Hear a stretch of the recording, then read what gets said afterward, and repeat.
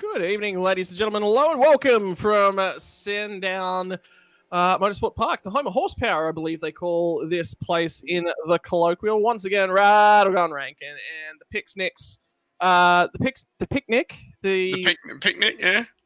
honker of the family. He's the odd child. Sorry. I'm not the odd child. He is. Oh, I don't know. That's debatable, Scotty. Very debatable. But yeah, we're at Sandown, mate. What a track, hey? What a place for Carrie and I were here last night, mate. And it's just what a great venue, and it's just awesome, isn't it? Yeah, don't talk to me about last night.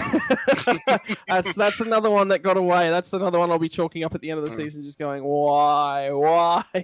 Anyway, moving right along. We are into the final moments of practice session. Michael Cuttajar is at the top of the timesheets. Ray Oliver's right there. Brad Wall in P3. The Cone Slayer 9000 yet again, putting in talented performances. And once again, Connor, you know what? Stuff ya. You are in charge of leading this broadcast tonight. I knew that you would come in here and you would be like, damn, he's throwing me under the bus again. No. You know what? I've been absolutely loving it, but it seems like we've got a bit of a guest in here as well, I've just noticed. But no, he's not a guest. Don't worry about that. Don't worry. Ignore that. No. Ignore Roger. that. But yeah, I mean, I think I was going to say we're into qualifying now, but what's your bets on the SR8s around here tonight? Because obviously we were talking about horsepower tonight, and Well, these things things don't have a lot of horsepower. They actually really don't. That's what I mean. Yeah, they But got no horsepower. their power to weight ratio is fantastic. Like that's unreal. Everyone will sit down and say, "Oh yeah, Homer horsepower," you know, yada yada yada, etc. etc. etc. But it's like the Can-Am, not Can-Ams. Oh, that's gonna bother me now. Caterhams, the Caterham monocoque, they series over in Britain. Like, Yeah, I was gonna say the one kind of series Karen and I kind of been bouncing around is obviously these things have a V8, right? And I know No. it's very, very different. No, Not really. It's literally two. You know what a Hayabusa is? I'm not a motorbike.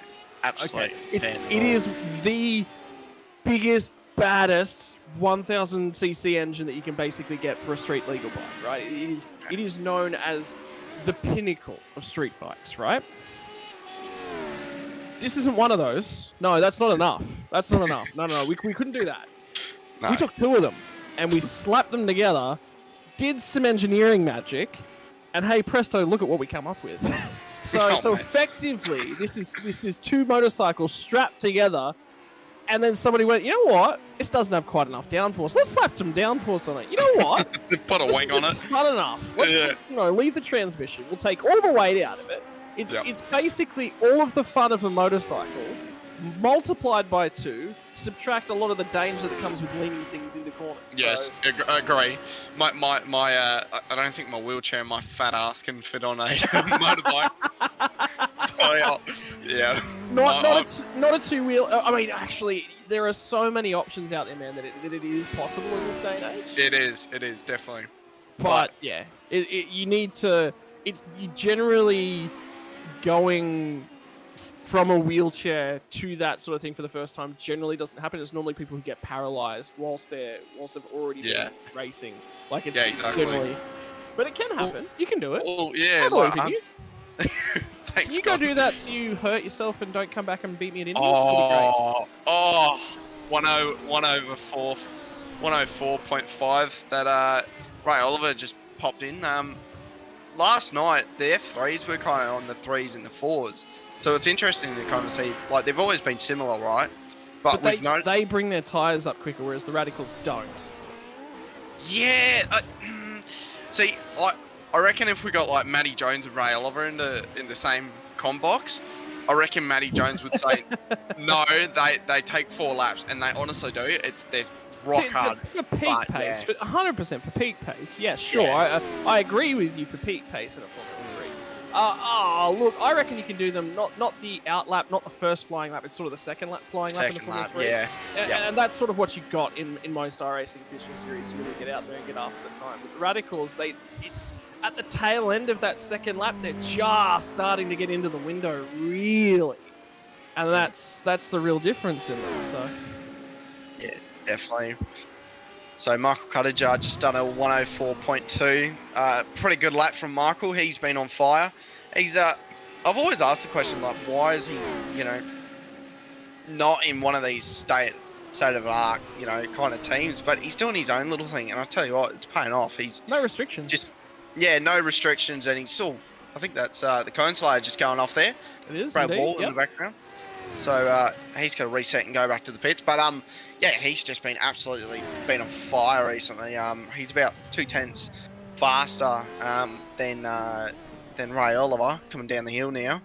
Take it away, Scotty. So this is what the inside of an SR8 Radical sounds like. Listen to the scream of the engine. It is a scream. It's not done by halves. You don't do this thing by halves. You sit in, you're strapped in, and it is going to pull you around the track, and you are just going to do your very best to just keep the thing barely under control. The run down the main straight, on the run into turn number 1. We're going to try and pick up the braking marker. It's right about where that grass starts to cut back out. Look at how deep he tips the car in. All the way out to the curbing. Don't climb over the curbing in the Radical like we did last night in the TCR. None of that curbing through the first sector. It unsettles the car. There's risk of bodywork damage. All the way to the curbing on the right-hand side of the picture. Now you get to relax. You get to take a breath. Oh, man, isn't this easy? This car racing stuff, it's so easy. Look at the it's just flat out. Look at the scenery. Yeah, look at the scenery.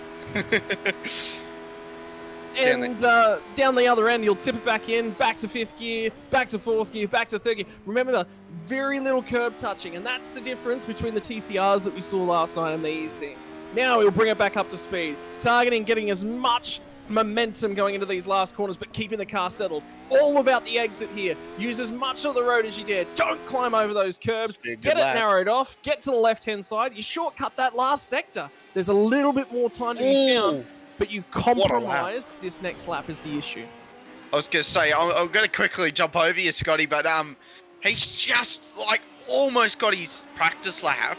So his practice lap was a 103.729, boring stuff. Then he's done a 107.736. So he's not far off it. There's probably, I mean, you could, for easy terms, you could just say 100th. He's only 100th off his actual practice lap time, so he's on for another lap. He's don't think he's on another good one. No, he's on a purple sector, but not a purple sector, orange sector.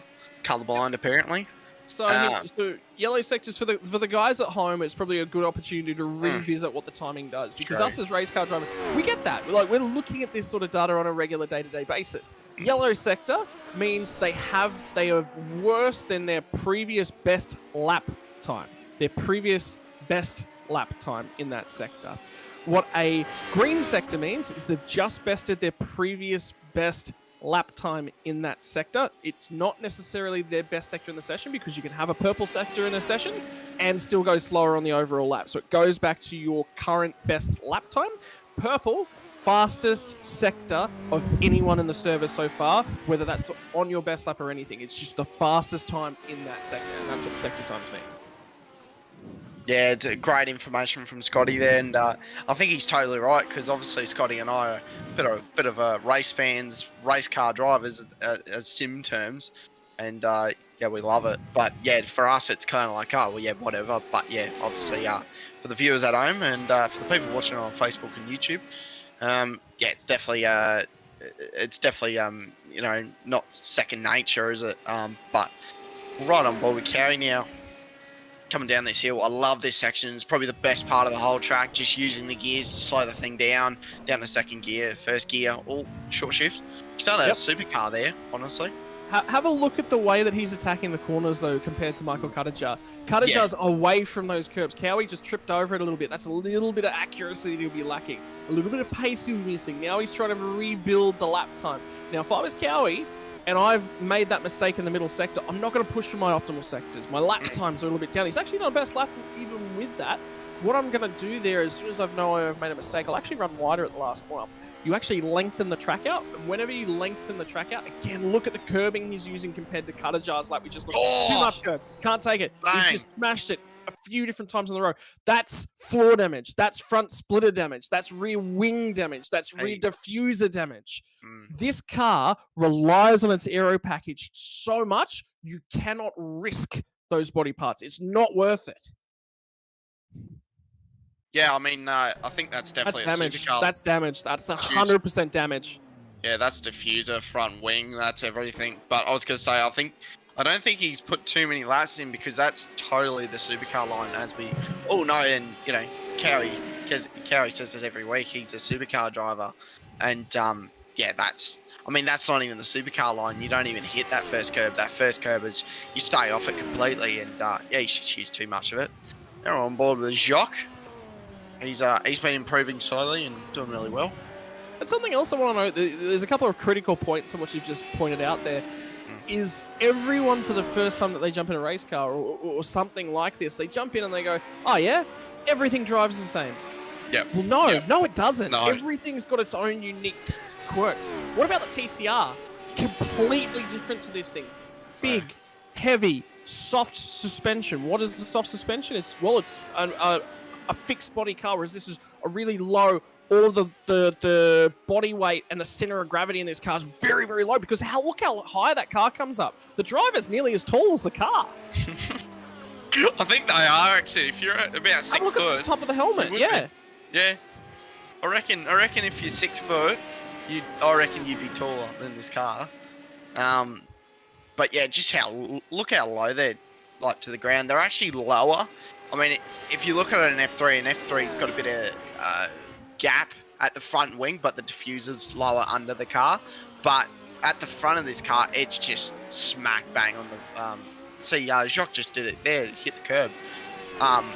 You know, that's the front spot between Cutter and everyone else. Yeah. So there's a couple reasons why they wouldn't want to use the splitter. Now, whereby there's a significant time gain by placing the car in a better format. Sure, 100% run the car a little bit wider. Where at the end of Dandenong Road, they're positioning the car like that and taking just a little bit of that inside curb. There's a few things to consider. Number one, it's a low-speed corner. Now, whenever we have a low-speed corner, so Jacques obviously made a mistake. Whenever we have a low-speed corner, that means our downforce matters not very much at all. There's not enough air moving over the car to generate that air pressure and that weight over the top of the car, pushing the thing into the road. Number two, that means there's less care about how the car and the air is moving around the car. So you can position the car a little bit different, be a little bit different in that. The cars, number three, the cars are designed to keep as much, to barely be driving over the curbs. You just want to touch the curbs maybe every time, now and again. They're looking for a consistent aero profile that's punching that hole through the air so that the car and all its aero devices can be working consistently. So that means you'll make some adjustments in the suspension and how the car actually transitions the body roll and the way that that's all pressing the tyre into the ground as well. So what's the conclusions that we can take out of all of those sorts of things? It says to me, I probably actually don't want to be touching the curbs at all. Because especially the big raised curbs here, which are quite different to most other places right around the world, they're very large, very hilly, very bumpy curbs. They don't allow the car to seal its floor off to the ground, which means that you're going to get a few issues in how the car performs. So stay away from them. First and foremost, use as little of them as you possibly can while still maintaining momentum. Maintaining momentum is always crucial. But number two, it's wrecking aero surfaces, and there's two big long straights here, and those are critical. So yeah, stay off those curves is basically the long and short of it. It is, isn't it? And it's staying off it. Like for me, it'd be completely wrong. My brain would be like, no, smash the curbs, really use them and lean on them. But yeah, it's completely. Let's have a look at what cars you drive, and Nathan, that's really, really important. That what cars that you drive, Connor. What car are you referring to? What car are you in the most often? And you'll probably say, IndyCar, I know now, right now you're going to say IndyCar, but previously, and this is the driving behavior that we've been working on you and tweaking with you, is your V8 Supercars background.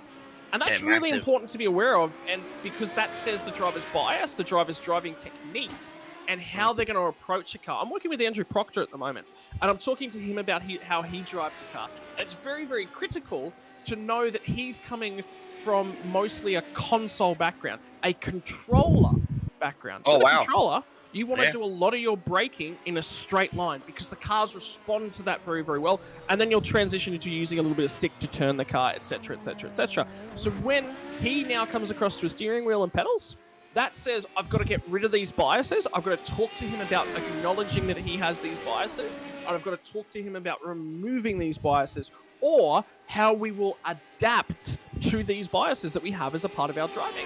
And that's really important from a coaching standpoint, because if I don't tick all of those boxes, we're going to go backwards with him, not forwards, and we're not going to be able to sit down and teach him proper driving line, proper technique, all of these little bits and pieces. So we've got to start from the very beginning and break some of those bad habits. Yeah, and that's it. Like, and I think, and I'm just looking through the drivers now. Like, a lot of these guys have been coming back and forth every week for these, pardon me, radicals, and I think they're slowly getting there. Like with, not hitting curbs, and they've been definitely putting better lap times in and stuff. But yeah, like obviously with that driving technique would be huge in these cars, absolutely huge. On board with, I think I'm gonna say that's Ray Oliver. So he's on his lap and he's in P2 103.9. But yeah, you've definitely got some good points there, Scotty. That's for sure. it's not necessarily sitting down and saying, hey, we've got to remove all of these biases. It's just be aware of them, because once you're aware of them, you can make adjustments with the setup, with the way that you drive the car, with the way that you do X, the way you do Y, the way you do Z. Make those adjustments. It's critical. As soon as you make those adjustments, you can become a better driver, and you'll think about your driving completely differently. And that's the critical part. Definitely. It's not outright discard any of those sorts of things. We don't want to break some habits, particularly if that's how you achieve your speed. And there are many, many different ways to achieve speed. But it's about being aware of what you can do better, because maybe you've learned some bad habits from those sorts of things. And there are some things about driving the IndyCar that don't make me a very good V8 supercar driver. I rely on my downforce. V8 supercars don't have that. So, yeah, 100%. So we'll do a 19-lap sprint race tonight. 2 sprint races. So Michael Cuttajar, Ray Oliver, they're your top 2. Then Nathan Verney, P3. He's done a really good little qualifying there. P3, he's done really well. So Daniel Fritz. No, hang on. No, Jacques. My apologies. Jacques in P5, Daniel Fritz in P6, Cowan in P7, P8, Wade Edwards and Sean Noble in P9, which Sean Noble drives the 9.5 Holden normally, so it's good to see him in the little Radical and give it a crack. So this actually gives us a couple of really good opportunities to highlight those points that we've just all been talking about, the specifics in driving specific cars. These things are fun. These things are a great way to introduce yourself to maybe a new driving style, maybe a new way of driving cars, of a new driving a setup style, because these things want to turn with a little bit of power on them. That's how they drive. That's how the car is biased, because like even a car will have a bias. A car will have a bias whether it's going to drive off the rear tires or it's going to drive off the front tires. So a really good opportunity to examine some driving techniques tonight and how the drivers will utilize those. Yeah, it will definitely be a bit of a learning. And we talk about all those things, Scotty. Do you think all the guys that are racing tonight will probably go back and go, oh, hang on, I'll change this, I'll change that. But here we go. We'll go green here. Lights are up. There's the lights. There they are. And we're green. So Cuttajar gets a good little launch there. Pulls away from Ray Oliver. Huge crash in the back. That's Jock and Sam Noble in the background there. Having a bit of a crash there. No safety car. They haven't been. They're not stuck in the wall. The Cone Slayer's actually just jumped in front of Nathan Verney there. Really good start there. So he'll pull away. Up to the main straight now. On board with Nathan Verney here, trying to just pull back Brad Wall a little bit, so he's not out of that toe there. Michael Cuttajar trying to not get Ray Oliver around, so we're on board with Wade Edwards. Cowie trying to make a move, no, he's pulled out of it. Smart decision. Daniel Fritz coming down the hill. Oh, lock up. Oh, Cowie's made a really good move there. That was really good. No curb, no nothing. Someone's off the track there. Nathan Verney's actually off the track, so he's just dropped a heap of positions there. P3 at the start and now right to the back. That's really going to hurt him there. Now we're back on Ray Oliver, the front pack with Michael Cuttajar. I reckon, what do you reckon Ray will do here, Scotty?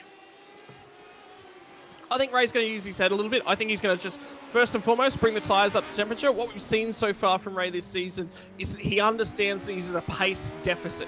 So he's going to be keen. His first and most critical thing is to break the toe to Brad Wall and the car behind. He's now achieved the bulk of that. Probably needs about 2-3 tenths more to confirm that he's broken the toe. Indy cars in particular, I know will pick up the toe from about 1.5 seconds back. So that's his first goal. Once he's done that, the eyes will be forward. He'll try and read Cuttajar a little bit. He'll try and learn from him.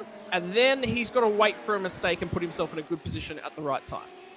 Yeah, 100%. He just needs to find that little weak spot, doesn't he? And just, yeah, he needs to get away from the toe 100%. Oh, Ray's just in that curb again. He's got to use Cuttajar here. He really has to. He's got a strong position. He's got a lot of ability. I know Ray Oliver. He's a lovely, lovely guy. Hilarious. Really, really funny. Great guy to be around. Great guy to drive. You can talk to him about how he drives these sorts of cars, how he drives anything. He is going to be watching Cuttajar here. What can I learn from this guy? Where am I losing my time? How can I gain that up? Is Cuttajar just a master of precision, of accuracy, of braking markers, of getting the car turned in all the right places? Or is Karajar overdriving the car perhaps a little bit much? And his peak lap pace is there, but maybe his consistency is not. Ray's going to watch and learn, and that's Ray's biggest strength, is his ability to watch the people and learn how he's going to beat them the whole time he's in behind them. Yeah, I think I was trying to learn off someone the other day, last Sunday, in an IndyCar league, and you just pick up on little stuff. It's nothing massive. You'll go, oh, hang on, he's braking here.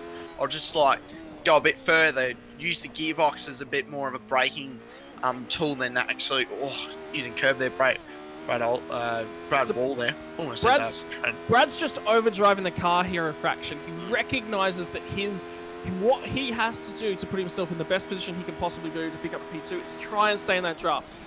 What that's doing in terms of how he's driving the car is he's probably a little bit too much speed at the apex. That's going to generate some understeer, which is when you see him pushing really wide. He might be picking up the throttle a little bit too aggressive. We just talked about how these cars drive a little bit of throttle on. They want that rear end twitching around on that throttle. That generates really nice drive through the mid corner and generates corner exit speed.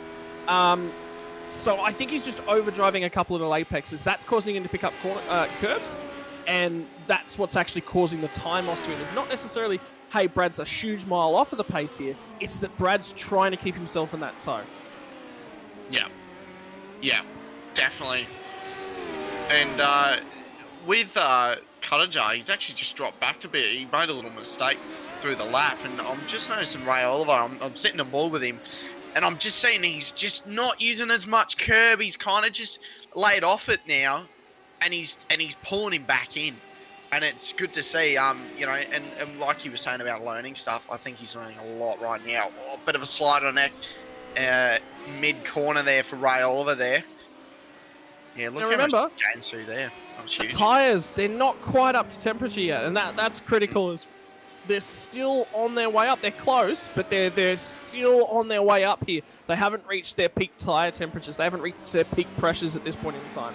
So that's a little bit of the wiggle, a little bit of the uncertainty, a little bit of unsureness in how the car's going to respond. So it's still settling yourself into the groove, and a little mistake now, you just got to ride that sometimes and position the car in an awkward spot at the next corner to get away with it. It's the best way you can handle it. Yeah, well, talking about a little mistake, Sean Noble just had that incident with someone in the background on the first lap, not even before the first corner. So he's got a bit of damage on that car, so a bit of a lock-up. I think that's Nathan Verney there, just trying to bring back a little bit of time. So Sean's going to come onto the back of him and try and pull some time back in with him. But yeah, he's got quite a bit of damage, so that's really going to affect him here. So you have to really see what happens here. Nathan's really out of the toe, isn't he? It's massive. But, yeah, I mean, there could be a little bit some pieces of damage now. Like that's a critical thing that he's potentially got to be aware of. So look, I mean, adjustments. Sprint race format here tonight, which means he's going to sit there, he's going to be watching, he's going to be learning. Yeah, maybe I haven't got it right now, but maybe I'll have it in a few laps. Yeah. Yeah, definitely. Still riding on with Ray Oliver and Michael Karajar. They look like they're really glued to each other now. Brad Wall's really dropped off the back of them now, so they're in a two little battle here, two car paddle, little pack. So they're gonna have to. I think Ray could almost be on the attack here and really try and get a position done. And we're on lap 7 out of 19, so there is a bit of an opening a bit further down the track. Not right now, but someone's off the track there. Who's that? Nathan Allen. That's a lot of curve from Ray Oliver. So now he's starting to run on the ragged edge. He's probably pushing himself just that little bit too hard. How does he respond? How does he bring himself back? I think it's all about just breathing, isn't it, Scotty? And I've learnt that recently. It's just breathing and concentrate back in and going, right, don't over push yourself because you'll start making mistakes. That's what I've learnt definitely recently. So look at the brakes. It looks like Ray Oliver's really good on the brakes there, coming down that hill. He's just gained about a tenth or two coming down that hill. He's done really well there. Coming up to the next corner here now. I think I'm like watching these two. I don't know if you're noticing, Scotty, but it looks like Ray Oliver's stopping, like he's killing the exit speeds, but Michael Crutchfield is just mint on the exit. That's what I'm noticing right now. Look, I mean that's the downside of being in the tow. Right now is I think actually Ray's obviously he just can't carry as much entry speed. The issue that he's having right here is that he's struggling because the car's not getting enough air and not enough clean air to that nose of that car, and that's the critical factor for him. I think Wayne Edwards and Cowie are having a little battle here.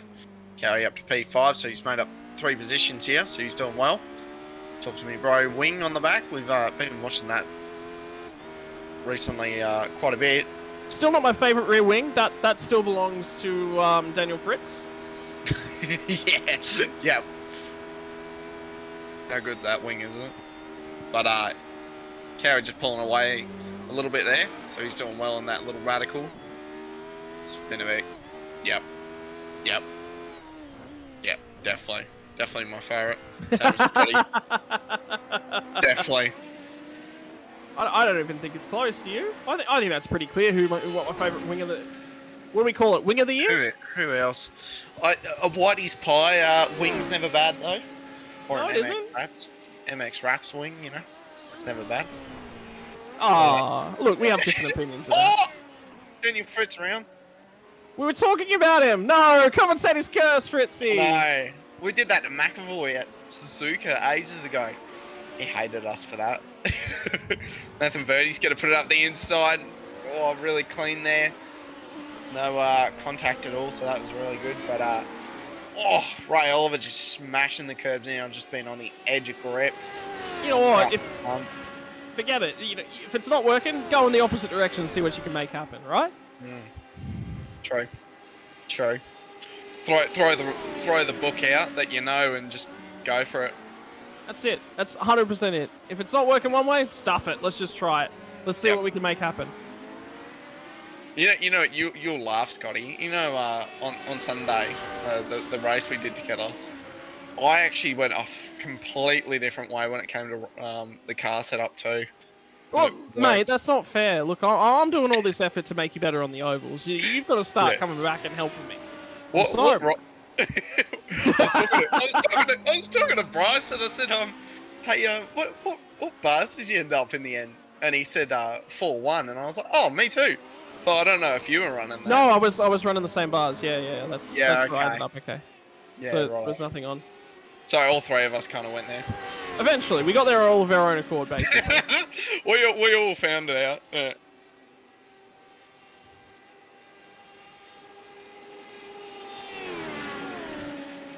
So moving right along. There it is. Oh, my favourite ad yet again returns to the bottom right-hand corner of your screens. Mate, I've seen this ad now for an entire season. I'm still not sick of it. I could watch this all day, every day. I remember at the start of the season, you were like, "This is my favourite ad by far." Man, you'd think I'd be sick of it by now, because normally it's like that song that plays so many times on the radio. It's still not been over. Oh, Fritzy. Wayne Edwards really on the back of Cowie here. Oh, has he made the move? Nah, he's going to stay out of it. He's got a better run than Cowie, though, so that's really good. It's not the best spot, though, even if he had a good run. He's got a bit of a chicane now. This is where you're going to have to get the good run. Yeah, he's been a bit wide. Oh, that was close. Almost just going off the track there, Wayne Edwards. That was really close. I was like, oh, he's getting a really good run here. And the car just lost a bit of downforce or a bit of mechanical grip at the front. They're they're not far off the race now, so 8 laps to go. Now it's just clocked over to 7. Well, no, that's actually 8 laps to go there now at lap 12 of 19. There's 8 laps now to go. Oh, it is too. It is but too. you didn't know that? Yeah, that's how race mathematics works. Because it goes around, doesn't it? It's you gotta at go the start of the 12th lap. At the conclusion of the 12th lap, there will be 7 laps to go. True. So Wayne Edwards, I think he's still got that caution braking, doesn't it, on the back of that car, doesn't he? Yeah, well, I mean, at any stage, he may just break Cowie. True. But then again, Cowie might just do that to himself as well. It could happen. Could happen. That's for sure. Ray Oliver, I'll tell you what, he's just he's clawed back that time that he lost before, so he's doing well. Sticking with the cutter jar here. Now he did well. I think it was at Winton. He was quite happy with himself getting the win, but he said, I don't know how the hell he did it. That's quote unquote Ray Oliver's saying. And I'll tell you what, if you got another win today, that'd be pretty good in the books, wouldn't it? Well, I can tell you for a fact, it's the knowledge that Nathan Allen went off in a safety car at Winton that makes him drive better there. That's 100% it. Mate, any opportunity to bring that up on a broadcast, I'll take it. I knew you would. I knew you would. I knew you would. I was like, nah, he's not going to say it, surely. Surely. Mate, you know me better than this. I know. I was like, I thought for a second, I was like, no, it's Scotty. No. Why bother? Why have bother about Scotty? Just say how it is. Oh, Cutter using quite a bit of curb on exit there compared to Ray Oliver. Now he's staying off him. And he's going to claw back in. It looks like Cutter's just getting a mint run out of the last corner there. Well, that's all it. I mean, with how much draft that Oliver's getting behind him, he's got to get that good run off the turn, or else he's just super vulnerable. The straight here at Sandown is probably 300 meters too long. Sort of about 300 meters to go. That's where the draft really takes over and the guy sort of pulls back in. Oh! But it's launching the car off of that previous corner is the tricky thing. Sorry, I just saw Ray Oliver just have the biggest wiggle of his life out of the corner. It looks like there's a pretty good battle between Cowie and Edwards. Teeting up pretty well here. Like a good muffin. So now we're back onto the big straight. So Wade Edwards will get a really good toe here. We've been talking about that already. But you know what, Scotty? This is probably my favourite passing opportunity and probably my favourite corner. All rolled into one. I mean, I'm going to be honest. I think iRacing really doesn't do this track justice. I think it's just a fraction too narrow. The straights, it's just how it drives on the sim, really. I think it's a better track in real life, to be honest with you. I think it creates a lot more overtaking opportunities in real life.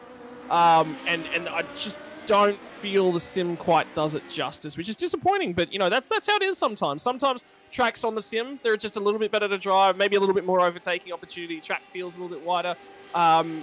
Sandown's the opposite way, unfortunately. But that's just how it is. That's how it is with life. I feel like the curbs at turn 1 are just a little bit too big.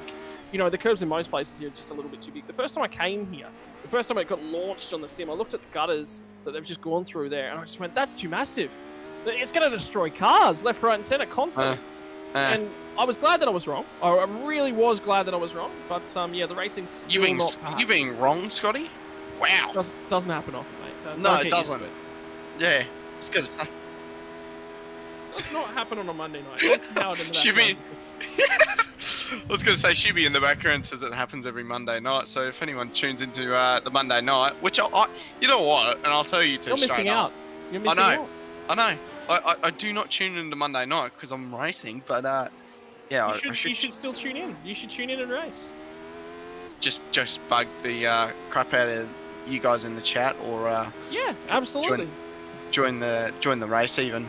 That's basically what our chat does. It's just annoys us for however long the race takes. I'm not kidding. I wish I was kidding. Oh god. I'm guessing that'd be quite fun. Cowie's had a huge mistake there. Oh, he's gonna have a bad run. Wade Edwards. Oh, if he didn't hit his brakes there, that would have been a perfect run.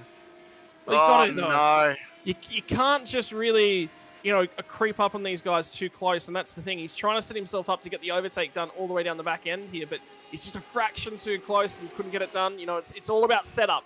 A lot of people ask me, Scotty, I can't overtake here. I can't get the job done.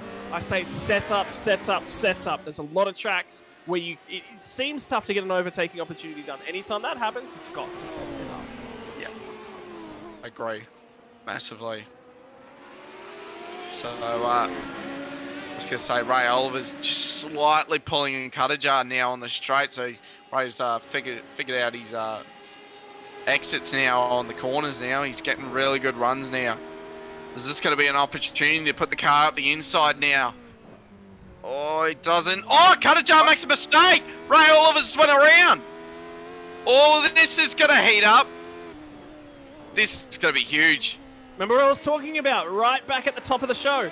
It's about Ray Oliver sitting there watching and putting himself in the right place at the right time to take advantage of a mistake. That's the first time we've seen one from Michael Cuttajar. Yeah. The only other one I can think of is Winton. He was just driving around a little bit more cautiously, but that was the only other one I saw, and I think he smashed the curb and his front bumper was damaged, but that was about it. But Nathan Verney, Cowies went wide, Wade Edwards, oh, he doesn't get the run. Thought he would have the run there. Nathan Verney's just going to sit here patiently. He had quite a bit of pace at the start. He started P3, so he definitely has pace under this car, so we'll see what he can do with the pace. So lap 18 we're on now. Not far to go at all. Ray Oliver still in front as well for all the ladies and gentlemen. Wayne Edwards trying to get down the inside of Cowie. He scared him. Oh, just Wayne using all that curb, and Nathan Verney's going to get around him. What a great pass there. That was absolutely, was a good little pass from Nathan there. Oh, Wayne went around. Too much jandor, it looks like. So he's going to spin it back around. Nathan Verney's up to P5 now. He could get a P4 here. Well, I'll tell you what, yeah, so that's on Verney again, just being right place, right time, setting it up. I think they've just thrown the white flag, so this will be the last lap of the race. This is it. Oh, does Ray Oliver stay out front and get the win for the first race? His teammate's in front of him. So he could tell his teammate to back off a little bit and give him a bit of a tow, but he doesn't need it. They're almost going to be, they got about 80%. They've already been 80% through the straight, so now they're going to come down the hill, really use all the track, use all the curb. Not as much down here, but down the hill you want to use all of it. Good little run out of the corner. Does Cuttajar set it up on the exit here? Cuttajar's been doing it all race. Ray hasn't. See if Ray does anything different. No, Cuttajar's got a pretty good run on Ray here. But the line is right there. Ray Oliver's going to take the win at Sandown for the first heat race. Now, Nathan Verney, does he get it done on Cowie here? So let's see what happens. This is legit the same thing as what we were watching before. Nathan Verney's got a lot of car under him. Does he go around the outside? He tries to attempt it. Does he go up the inside, the cross? No, Cowie's covered it. But now Cowie's going to be slow on this exit, Connor. He covered that line quite aggressively. If I'm Verney, I'm going to shove the nose here. Why not? Have a crack, son. Yeah, might do it, Braden, but he doesn't. Does Verney get the good exit? No, I don't think he's going to get him. Nah, Cowie holds off for P4. Well done to Cowie, and Nathan, what a drive back through the field, so well done to him, and your race one winner is Ray Oliver. What about the drive from Brad Wall, though? We barely talked about him. He just had it under control in P3. I know. And, yeah, we didn't switch over at all. Normally we're talking about the Cone Slayer 24/7 in the races, but no, he just cruised along, didn't he? I was watching him the whole time. I don't know what you're talking about. Oh, yeah. Yep. Best looking car in show? Yeah. We're not biased at all. Absolutely not. No, not at all. So, Heat 1 results. Ray Oliver, what a great drive in the Frog Leap Racing. I reckon we got enough time to pull him up. Michael Cuttajar in P2 and Brad Wall in P3, and there's your rest of your results. But what a drive! What an absolute drive from Ray Oliver. Waited patiently and got the job done. Well done to him. But it's critical. The biggest thing that Ray Oliver had to do in that first race was make sure that he was there and ready. And one of the biggest issues that you can have is all of a sudden you've been following a guy for such a long period of time that when the opportunity finally does present itself, all of a sudden your brake markers change because you're basing them on the guy that was ahead of you. You've got a toe, so you start second guessing yourself in a few different places. Ray is quick enough, he's intelligent enough, and he's got the racecraft and outthinks his competition to the level where he didn't make any of those mistakes. Fantastic drive. An absolute great drive. So we've got a little break here, so we might see if we can pull up one of the top 3. I don't think Ray Oliver's in our chat. So we're going to grab Brad Wall here, because we didn't talk about him the whole race. So we'll drag him up. So Brad Wall is in the booth. I'm so glad chat didn't hear that. Oh, so glad, but in a way, I wish they could. Brad, you got us, mate. Oh. He's going for it again! No! Oh, I don't know if we say that on stream or not, but we absolutely do. Are you kidding? So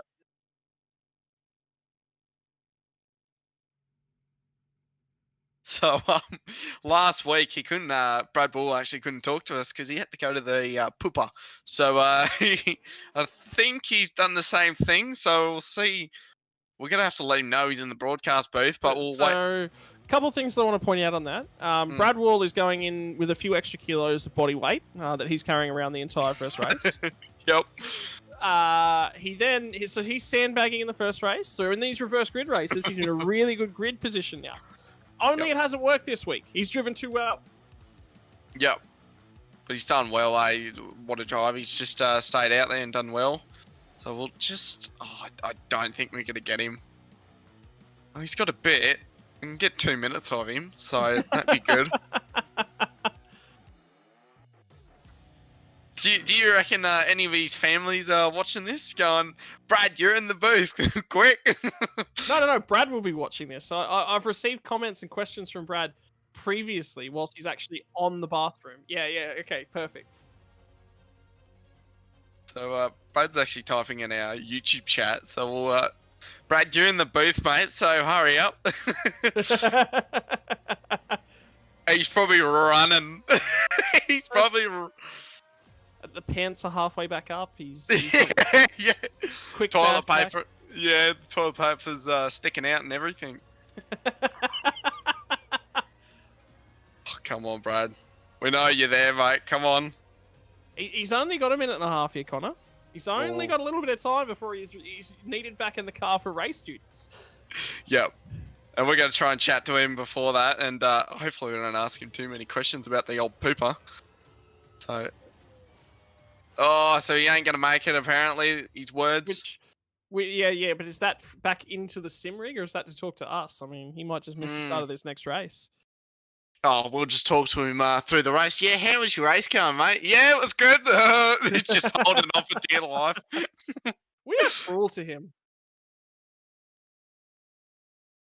So, ladies and gentlemen, once again, we're going to go ahead and thank everyone that actually makes it possible over here at Sim Racing World. Tonight's round sponsor is proudly brought to you by Warren & Brown Tools. It's the Warren & Brown Tools SR8 Radicals from Sandown International Raceway. Warren & Brown Tools. If you're looking for a new tool to get yourself sorted, Warren & Brown Tools are known as the standard within the Australian and Asian region in terms of all of your tools. If you're looking to get that new part to make sure that you can make it to race weekend, Warren & Brown Tools, they're the guys that'll get you there. Ladies and gentlemen, our round sponsor for tonight, Warren & Brown Tools. Of course, our series sponsor, DSL Welding Services. They've been on board with SRW from day dot, and they continue to be such an important part of everything that we do here. Dragon RC, Toyo Sim, Racecraft, Simulations, Melville Equipment Corporation, and now the V8 experiences. How cool is this, Connor? If you want to support Sim Racing World, you can do it by booking yourself in for a racing experience. Oh, mate, I've had the pleasure of going to Eastern Creek and partaking in not these guys, not the services, unfortunately, that they were provided, but I could hear the cars all day long. And I went, I've booked the wrong service. I should be over here with those. Mate, well, you know what we need to do, Scotty? I'll book a trip over there, mate. And what we'll do is you and I, the commentators, jump in, and we try and do a hot lap, and we talked through it with a V8 screaming in the back of it. I don't want to be in a car with you, thank you. I'm good. I've seen you drive. Oh! I don't know. I'm going to take that as a compliment, Scotty. We're going to move on. Mate, I'm going to be down underneath the hood, playing with the suspension and looking at the tyres and learning how the steering works and those sorts of things. You go drive, and I'll be fiddling with the parts in the back of the garage. Well, I'm just smashing the curbs. We're going to go green here. The engines are rising in RPM. We're going to go green for round 2 at Sandown in the little Radicals, and they're off. Jacques tries to get the run on the outside of Nathan Allen here. Does he get the run on the outside? Oh, I don't think he will. He's going to have to tuck back in, and that's what he's done. Sean Noble is in P3, so he'll just tuck back in. Oh, no, it's all went wrong for Nathan Allen here. He's got to slow down, so he's parked it on the apex, so that's going to make it really awkward. As Jacques just touched the wall there. Oh, Sean Noble's going to get the run too.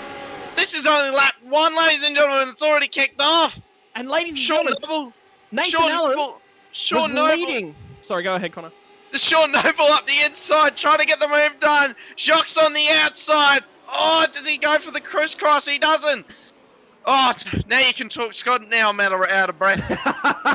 Mate, where's the oxygen tank for you here tonight? Nathan Allen's made one tiny mistake, and he's gone from first to dead last. He had the grid position. He made the most of the opportunity to put himself on that front row. He got a phenomenal getaway, got down the inside at turn 1, one mistake, and now he's looking at everyone else starting to run away from him. Yeah, it's never fun, is it? So, Nathan Verney, we're on board. Michael Cuttajar is going to put his nose up the inside. Does he make it a commitment move? He does. Nathan Verney's just had a huge lockup going into the turn 1, so he's run the outside. So Brad Wall's got him as well, same as Michael Cuttajar. Ray Oliver's stuck behind Nathan Verney now. Then he's got Brad Wall, so he's going to have to pile his way through the field. So it's not as easy as Heat 1. So look at Ray Oliver now. Look at the slip he's got. It's like a slingshot. Does he go around the outside? This would actually be a really good move, and he's backed out of Nathan Verney. Now coming down the hill with Ray Oliver. Now he's going to hunt down Brad Wall, the favourite car out of the com box. And Daniel Fritz has made a mistake as well, so Michael Cuttajar is going to go around the outside. He backs out of it, Cuttajar. He's used his head, so Fritz is going to go through the corners. But I reckon Michael Cuttajar is going to get a really good run here. On the outside, does he make the move stick on the outside? Oh, he's halfway up. There's a bit of contact on the straight. This is awesome. Hard on the brakes. Does he do the crisscross so it goes under him? Yes, he does. What a move. Ray Oliver's going to follow him through. Ray Oliver's move. Ray Oliver. Oh, no. We've lost. Oh, Fritzy and Brad's over. It's 4 involved. 5 involved. Oh. That will be a safety car for no... Oh, that was huge. That was absolutely... No way. No way that's not a safety car. Oh. No way in hell. Well, it's not yet. It's not yet. It's not a safety car. Now it's being called. Safety car's now being called. So the race will get frozen. Who's going to dive into pit lane here? Who's going to top off that tank? If you're Nathan Allen, now's your time to play a little bit of strategy chicken. If you're still out on track, pit right now. Before that field catches that safety car. They're already checking themselves up. This is setting it up really, really nicely. Straight into pit lane if you're at the back. So what are we looking for here, Nate? Oh, Verney's around on his own. I think he's got damage. Yeah, massive damage there. Look at that. It's absolutely crumpled. As I said a couple of weeks ago, half up mango. So DSL Welding Services replay. So Michael Cuttajar, what a move. Ray Oliver followed him through. Yeah, Ray Oliver just straight under. Got 2 positions. Now Brad Wall, what does he do? Oh, almost 3 wide. So there's a bit of a check up. And I reckon, oh no, so Fritz just goes around. On his own. Yeah. Right. I thought there would have been a push there, but it wasn't. No. I didn't quite catch the engine note that came out of Fritz, or whether or not it was a downshift or whether or not he's grabbed the rear end. So this onboard shot will tell a lot of the story. So he's downshift. See, as soon as he downshifted, the car didn't pivot straight away, but it's actually the downshift that's done in there. the torque in the rear engine when you downshift. It locks up those rear wheels. It really unsettles them. And then you try, he's fine whilst everything's the wheels straight. It's the instant he adds any steering lock that the rear end comes straight around. Yeah, so the differential's just locked, doesn't it? So even though he doesn't go around straight away on that one, it's the downshift. It's still the downshift that triggers everything. Well, what about this though? Nathan, Bradley Wall in the pits, Ray Oliver went in, Nathan Allen went in, Cowie went in, Daniel Fritz went in. So there's a couple of shakers in there that are, and Nathan Burney went in as well. So there's a couple of shakers in there, and especially Ray Oliver. He could definitely try something this with the old strategy, and he's not far from Clutterbuck at all. He's only lost one position, so he's got more fuel. So what happens with the strategy now, Scotty? Well, okay, so here's the thing from Ray Oliver. He didn't have the track position, and Cuttajar was already ahead of him. So again, he's using that brain of his. How can I create an advantage? Yeah, sure, we only went racing for 1.5 laps, but even 1.5 laps, that included time on the grid. That includes the run down at turn number 1. He already had track position over most of the other guys. Nobody else utilized the option to go down pit lane. They maybe not quite in the window in terms of fuel, but it's giving yourself every little advantage. Does 1 lap of fuel help right now? No, but it makes your pit stop quicker. Yeah, it does. It definitely does. Green flag conditions, and he hasn't. He was right there and right about. He's only lost 1 spot to Cuttajar. Yeah, he's lost absolute F all. So great move from him, and I reckon that's really going to help him in the end. So Jamie Dyke is leading the field in the pace car, in the promo department safety car. Oh, as he almost just went off to the shadow realm. I reckon he was pulling up the stream there. Is that Tyson McAvoy? No, it's Jamie Dyke. Yeah. Tyson will murder me for saying that. I think he's actual real, like his livery from the Fishy car is actually overlapping. So it's actually got West End Motor Group. So you know, another sponsor. Get this from Sainted Lord out on YouTube. Get this. This is what he said in the chat. Got 2 tools in the booth. That was in response to us talking about Warren and Brown tools. That's... What do you think about that? Are 2 tools in the booth? Yeah. I think 2 talented and sexy looking lads. Personally, I think it's 100%. 100%. I will take any compliment any day. So okay, I've said the wrong thing. I apologize. I take that back. I'll take any compliment. So, Dykes pulled away in the old promo department. Thanks to those guys, we get a great safety car. And not the best driver in it, but we'll take the safety car any day. So, Dykes going to kill me for that. So, Jacques going to lead the field here. Going to pull it away. Could hold up Cuttajar. So, Ray Oliver's going to get a good run. No, Jacques hasn't held it up for anyone. He's gone. Cuttajar gets an awesome jump here. So, does he go up the inside here?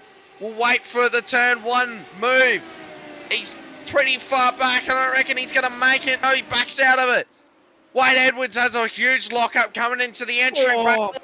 He's going to get around him. Does this make it work? No, he doesn't. Wade Edwards covers it because you can only go one through there. Oh, Wade Edwards. Oh, he's went that all wrong. So Ray Oliver right behind. He's not in slip though. So if he's not in this, Cuttajar can pull away. So there was a couple of little bit of checkups in the back of the pack here, Connor, as well. I was just watching Sean Noble. Sean Noble was actually a really, really talented driver, very, very high skill. And unfortunately tonight, he's found himself in a couple of little places he really wouldn't have been expecting to. One of the things is when you're back in the pack, the cars are on the brakes early, particularly on a restart. He wasn't expecting that one, just barely avoided another bit of contact. So he's doing really well back there. He's just got to settle it in, pick these guys off one by one. It will happen. Just give it time, Sean. Yeah, that's all you do, isn't it? Just sit there and Michael Clutterbuck. Cuttajar. Yeah, I'm saying Clutterbuck. I love Clutterbuck, but you know, we're watching Cuttajar. So Cuttajar's just made a move on Jacques. As Cowie just goes all wrong and off the track. Oh, does he wait? No, he's redressed. Very nice. Well done, Cowie. He's done really well there. Huge lock up. Nathan Burney, I think there was a huge just a haul up basically out of the corner. Sean Noble, which we were just talking about, on board now. Mate, what about that restart? It's really getting ourselves wound up. We're setting ourselves up for a really, really good race. Now, Nathan Allen here is a little bit of a cork in the bottle. Fritz, he's got a little bit more pace than him. Edwards has now made a mistake. Allen's got to really be careful here because if he sends it in the wrong spot, he's too deep. He makes a mistake. Yeah, there it is. He's going to lose spots. Everyone's checking up. There's all around. Our favourite livery in the com box. Jacques let Ray Oliver went through. So there's a bit of a team orders there. That's good. It's good for Ray Oliver. If he just stays on the back, this could be really good. But talking about that cork in the bottle, it happened. And we were just talking about it. It was commentator's curse. Brad Wall's just calling it in. Daniel Fritz has got rear diffuser damage as well. I don't think it's the bottom section of the under tray. It's up a little bit higher. So I think he should be okay in terms of overall pace. That's not a critical section of the rear section of the car. So he may be okay, maybe a little bit down on speed. Might not be so bad. Yeah. Yeah, it couldn't be too bad. Cowie's just having a look coming down the hill. Let's see if he makes a move or not. Oh, he's really sent it quite far back, to be fair. Oh, that could have absolutely ended in drama. We do like drama, but not like that. So, Yeah, Brad's really heavily damaged here. He's already had to burn a fast repair because he was over on his lid. Nothing he could really do about that one. I think he's going to have to come back down again and burn the second fast repair. He's going to need another safety car to even make him relevant tonight. Is the problem he's now got. Oh, that could have been a safety car. Wade Edwards and Nathan Allen just putting a good old show on for us. And there's about, how many cars are in there, Scotty? About 4, 5, 6? The whole field bar the top two. Oh, yeah, there's Carey in the background. Look at that, ladies and gentlemen. Huge train. I've been calling it a snake. It's huge, absolutely huge. You have been listening to me talk about IndyCar, haven't you? Snake, that's an IndyCar too. Is it? Yep. I was saying that from the start. Wow, okay. No, that's, I mean, the snake, the way that they weave back and forth, more of an IndyCar too. I mean, they do use it from time to time in V8 Supercars, but that's where it's really found prominence is Lee Diffie, actually. I can imagine that, yeah, because IndyCar's mad at Indianapolis, which I'm going there in not too far at all. Jealous. So literally jealous. Okay. You take as many photos as you possibly can, and if I don't receive all of them, that's it. We're not. Oh mate, honestly, it'd be great. Honestly, love it. Take me with you. Just pack me in your suitcase, man. I'll fit. Mate, I don't think you'll fit. I'll work out. I'll slim down so I can fit in the suitcase. I'll get photos, ladies and gentlemen, of Scotty's progress. Oh. Mate, there's a lot of work to be done. The spare tyre is going to have to be thrown out. Is it a tractor tyre or is it a spare tyre? It's not quite a tractor tyre, but it's definitely all-terrain. It's a few cheeseburgers away from a tractor tyre and not enough sandwiches. Fritzy just cut a corner. Oh no. So he's now dropping. Yeah, my dream would be to meet Scotty McLaughlin at the Indy 500. That'd be amazing. No, dude. Oh, Fritzy! That's unfortunate. How good is this from Brad Wall? He's already back on the tail end of this pack. I said he's going to need a safety car to make him relevant. No, he's actually okay. He's not too bad. Oh, mate, you have little faith in your teammate there. I just assumed that he lost a lot more time. Oh, Cowie. Oh, another mistake from Cowie there. Oh, he's covered it. That could have ended bad.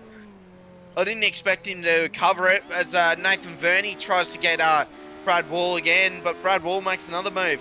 So he's moving up there just slightly. It looks like that broken. So, Brad Wall's had a bit of a bang up from the back of it. Yeah, that was after the restart. That was the incident we saw on the final turn. As they were coming out of that one. So we're already aware of where that's come from. But as you can see, the Cone Slayer 9000 also needs the world's best panel beating team in the pit lane. Oh, mate, I think we'd be perfect for that. We'll go down there with our microphones and, you know, go and fix it for him. Well, I was going to say, mate, I'm only good at changing tyres. You're the sledgehammer, aren't you? Mate, you know that.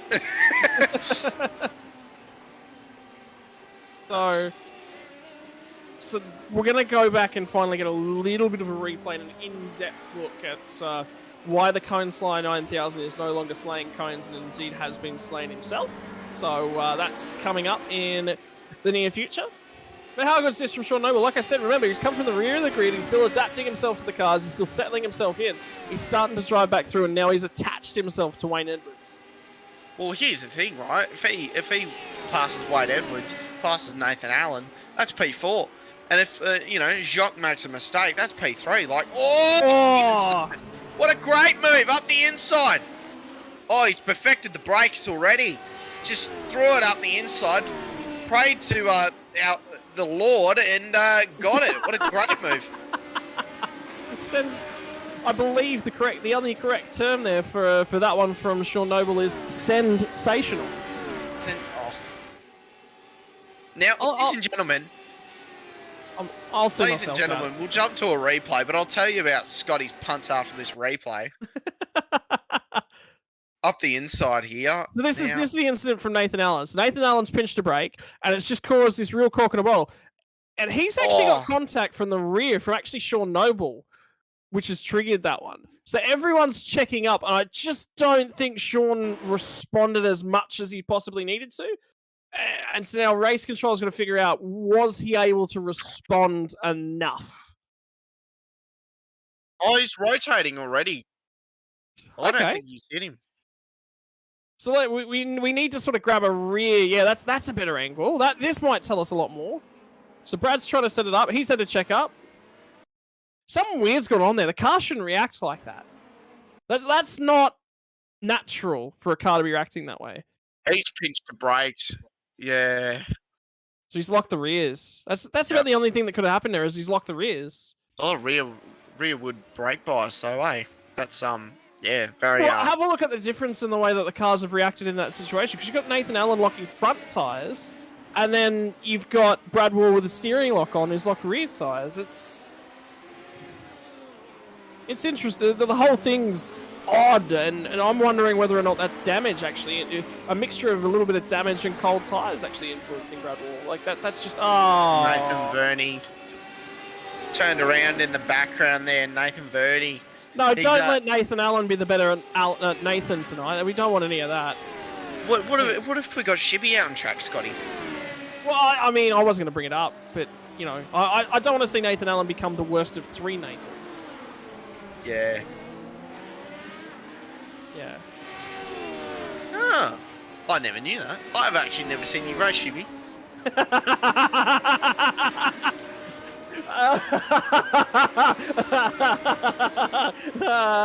It's a train wreck. Oh. It's an absolute train wreck, mate. The first thing he did wrong was he listened to advice that I gave him.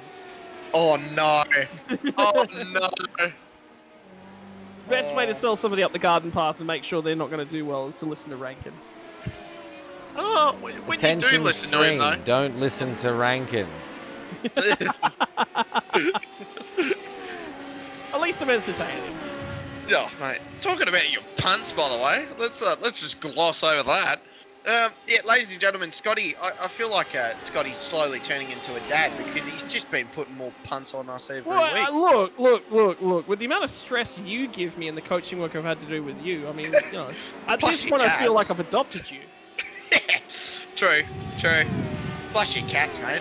It's just a whole drama, isn't it? Brad Wall in the background. I wonder what happened there. Yeah, I don't know. Yeah, technically you're a dad already because you got cats, man. That's a job on its own. There's something. Yeah. There's really not much more I can say about it. They are definitely something, and I don't know whether or not I want to return them or skin them or love them to death. Like that's basically child rearing, isn't it? Oh mate, isn't it? I tell you what, yeah. Brad Wall trying to make a move on the outside. Now up the inside. Oh, huge slip on the tyre there. That's huge. Cowie looks like he's just dropped off the pace too. His mindset's just completely changed, hasn't it? But I think Cowie's actually carrying a fair bit of damage, and he has not looked comfortable tonight. I think you're the one that's actually picked up on why. He's trying to drive a V8 supercar. One of the Cowie's biggest strengths when he's in the V8 supercar is, boy, is he not. And Nathan Allen's just had a huge moment. Oh no! Hang on. I wonder if Talk about him, and he may make a mistake. Definitely Nathan Allen that made a huge mistake. Anyway. But just saw that. Yeah. Where was I going? There was something I was about to say then. I can't remember. What was the train of thought? Cats. I think it was about cats. It was not about cats. I can tell you that much. Where I was going with it was not about cats. Okay, DSL Welding Service Replay. I'll tell the story. So Sean Noble's the white and pink car. Oh, that's just the most. I've done that so many times in the supercar. With right, Cowie, that's where I was going with it. Yeah. So Cowie, very, very talented driver in a very specific car, right? And a very specific set of circumstances. Conditions, criteria. Very good at what specifically he is good at. But the instant you get him a little bit outside of his comfort zone, he falls away a fair bit. And it goes back to everything that I've talked to so far throughout the broadcast from Go to Woe tonight. And it's, you've got to understand what are the quirks of the car that you're driving and how to optimize that. And he is very good at doing one thing, and that's driving a V8 supercar fast. And this car has more downforce, and I don't think he makes the most of that, really. I just don't think he's good in that environment. So. Yeah, I mean, I've been pretty much thrown across to one end of the world to the other in car-wise. And, going from a supercar to one of these, or an F3, the instant mindset you've got to change is, this is a completely different car. You cannot drive it like how you normally do. And I think that's what Cowie's slowly been doing through the races. Going, I can't do this, I can't do that, I can't do this. And he's just had to throw everything out of the rule book, out of a supercar, and just start writing new pages for a SR8. So it's good Cowie slowly getting there, but yeah, not in the middle of a race. It's never fun. So I'm wondering when Cottager needs to come in for fuel stops and everyone else. Well, does he? Is the question. So remember that normally a normal race round is 45-minute race, right? That's it. That's all there is to the race evening. Tonight it's a 15-minute and a 30-minute race. Where does the fuel level sit? What's the maximum fuel amount? How do they get themselves around here? It's a short track. It's only just over a minute in terms of lap time, which means you're not burning a lot of fuel, but you've got to do a lot of laps, and that's the kicker. Is 1.5 laps worth of fuel just enough to mean that Ray Oliver can just push on a lot earlier? Does it mean that he's definitely going to make it home and Cottager might have to make some compromises? Well, I can't say. I really can't. But Ray Oliver, yet again, we talked about this already, he's put himself in the hot seat. Cottager is going to drive the wheels off this thing and make it stick. Ray Oliver's just got to sit back there, be patient, watch, and learn, and keep learning. And remember, he's driven up this far, and he's got a fuel advantage right now that Cottager has to find a way around. Yeah. It's hard to pull away from Ray Oliver or try and save, and I think he's picked option A out of that one, so he's going to have to just push the life out of this car just to have enough of a gap so Ray Oliver can't jump him. I think if he just gets it a little bit further, I reckon he might have him. Down the inside of Cowie. I think he's got the job done. No, Cowie's coming back at him. Oh, great defense. There it is. We definitely have to see a replay of that, because that was stout driving from both drivers, but clean driving from both drivers. Check this out. So it comes down to Cowie had a poor exit off of the last corner. Very, very poor exit. And that's just allowed Brad to get down the inside. He's got a little bit of pace. He's suffering in terms of rear damage, but Cowie's suffering a little bit in terms of floor damage and whatnot as well. Positions the car really nicely. Cowie's a fraction deep here. He's trying to defend. He's trying to hang on to it. He just climbs over that curb, has to lift. And that's where Brad gets down the outside. But now he's on the outside. He didn't quite get the job done. Cowie makes another little mistake, but it's enough to force Brad to back out. Good driving by both of those guys. Good defending, good racecraft, and good understanding by Brad to back out in that situation. Do you think it was... Now, if I was in Cowie's positions there, I would have backed out 100%. But do you think Cowie just hasn't backed out for no point, or he's just kept his foot in it because of he knew Brad backed out of it? If that makes sense. The curb is what saved Cowie there. And Cowie will sit there at the end of the race and go, oh, yeah, maybe it hasn't saved it. I didn't do really all that well over the curb. But the curb's actually what saved him there because it's bounced him across in front of Brad and it's given Brad a couple of really, really bad decisions. And Brad's just gone, I can't get it done here. I've got to lift. Yeah. Yeah, I've been punted by a certain driver there before, Shane Van Gisbergen, and yeah, it's not fun. It's definitely not fun there. But Brad Wall's going to come back at him again for the second time that we've seen.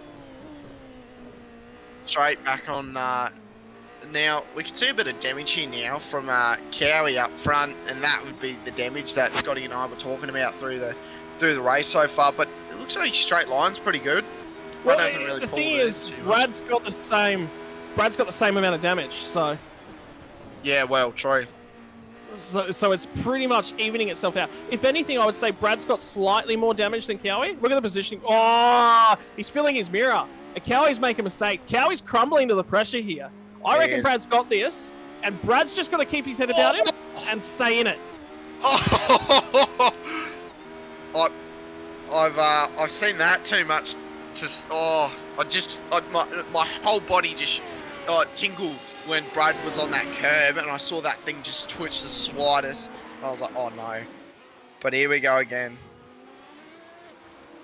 Remember what we said? Ray's now been breathing down his neck, following him, and Katajar made a mistake in the first race, and he'll be reviewing that. That'll hurt his confidence. That'll hurt his abilities, his understanding of the car. How do you respond about that? We had a great chat with, I think it was Simon Mazzomo, after the Porsche Cup here. Thursday, I want to say about 4 weeks ago, he said, I made a mistake. I put the car in the wrong spot, and he responded well. Great defense, really good decision-making from Ray as well. Wasn't up far enough. Now he forces Katajar to cover. This is smart driving. Remember I said you got to set up a move. Now he's got the overlap. Oh, it's contact. Ray, no, they got away with it. There was almost like the slightest bit. That almost looked like it. We'll no, there was no contact. They were right on the limit, but there was no contact. I think we got away with that one. Oh, yeah, look at that. Oh! So Ray Oliver's actually got his left-hand tyres in the grass there. That's what's triggered that. Yeah, I was like, oh, Brian Wall up the inside, having a proper look on the outside now. Let's have a look. Does he make the move? This is a pretty bad spot. At the same time, though, we see Braden do it before. Ray Oliver's actually just hit the wall. So he's got the exit. Cowie's ran wide. What does Cowie do here? He did it before. We've seen it. So the critical thing from Brad here is he's got to drive. He's got to be nice and wide. He's got to force Cowie to go the long way around and open the corner up for him. And like you said, back up in front, Ray Oliver's tagged the wall. He's got damage. But there's this fight going on as well. It's up and down the field at the moment. Oh! Oh, my heart just stopped there as Brad tries to put it up the inside. And it's scared Cowie. What a great move from Brad just to put it there to go, I'm still here. And Cowie's went way too wide and scared him. That's respect. Yeah. Have a look at the way that they both managed to go side by side for as long as they did there. You do not do that with a driver who's not going to give you the space, who's not going to respect you. And now Cowie's going to have another shot. Oh. He's overdriving. He's overdriving, Cowie. He's got to peg himself back. You can't do this when you're chasing somebody down. Yeah. So this is another good little battle. No, Jacques Swanepoel is on the back of Sean Noble as well. Yeah, Jacques is wouldn't be bad to have two cars in the top three. I reckon Katajar's slightly fuel saving actually. So you just can't separate them. No, every week, attached to the hip. Oh, Katajar almost went in. Oh, this is white flag! Cuttajar is close on fuel. Cuttajar's out. Cuttajar's out. There's no way that Cuttajar makes this. Oh, is he out of fuel? I reckon he is. He is in the He's in the just pot. backed He's out. got nothing left. He's got nothing left. He's got nothing left. No. So Ray Oliver, it's not a no. It's a no. It's a no for Cuttajar. He's out of fuel. Is he out yet? The engine's still running. It's still running. You just saw a blip on the engine right there. Have a look to see. You can see a little bit of RPM there. A little bit of RPM. He's got to burn it here so that he can clutch it. He's got a huge margin. He's still got 25 seconds. Still got 30 seconds back to Noble. So he's got a huge margin. And Ray Oliver's going to get it home, but oh. Why wasn't he saving?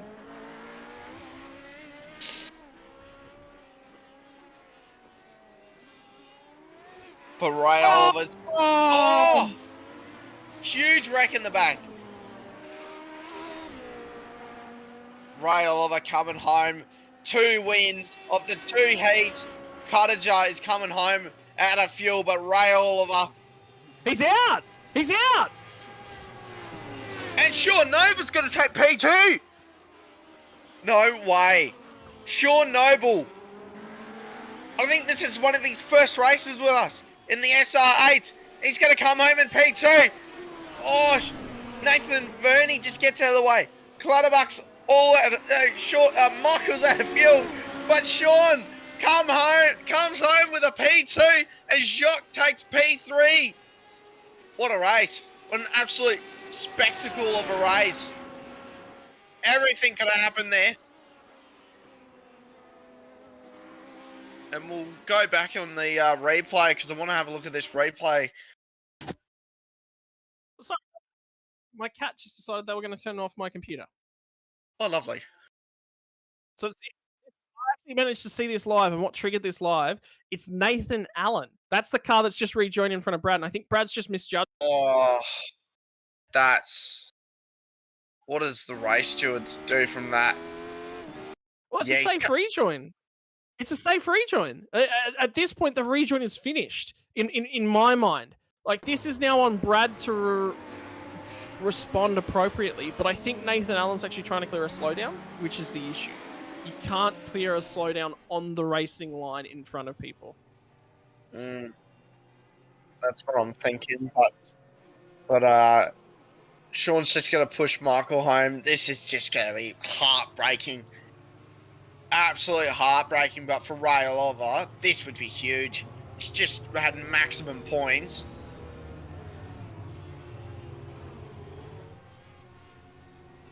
My word. My word. Look at this. That evolved in moments, didn't it? But why wasn't he saving? I don't know.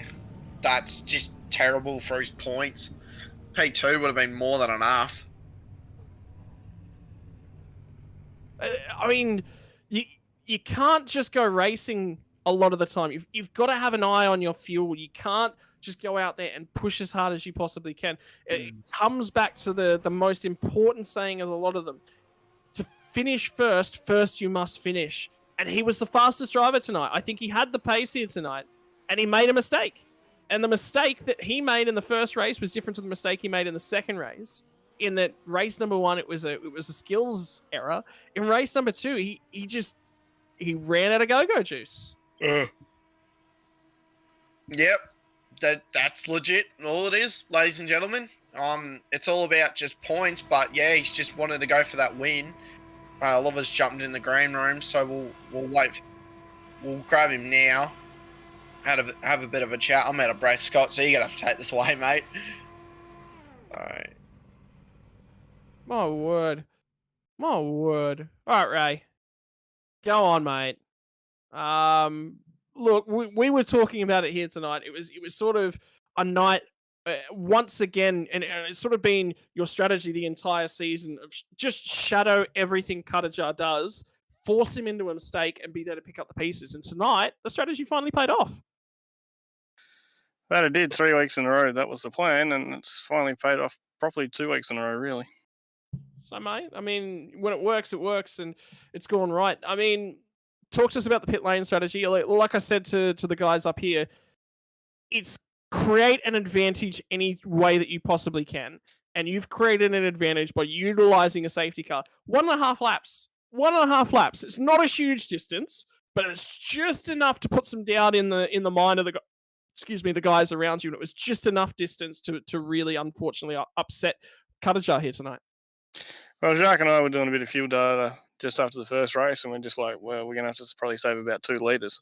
So as soon as that safety car came out and you knew it was only going to be 3 short laps around here, it was going to be like, grab it. And then when Cuttajar decided to go left, I just went, stuff this, I'm going right, and straight up the lane.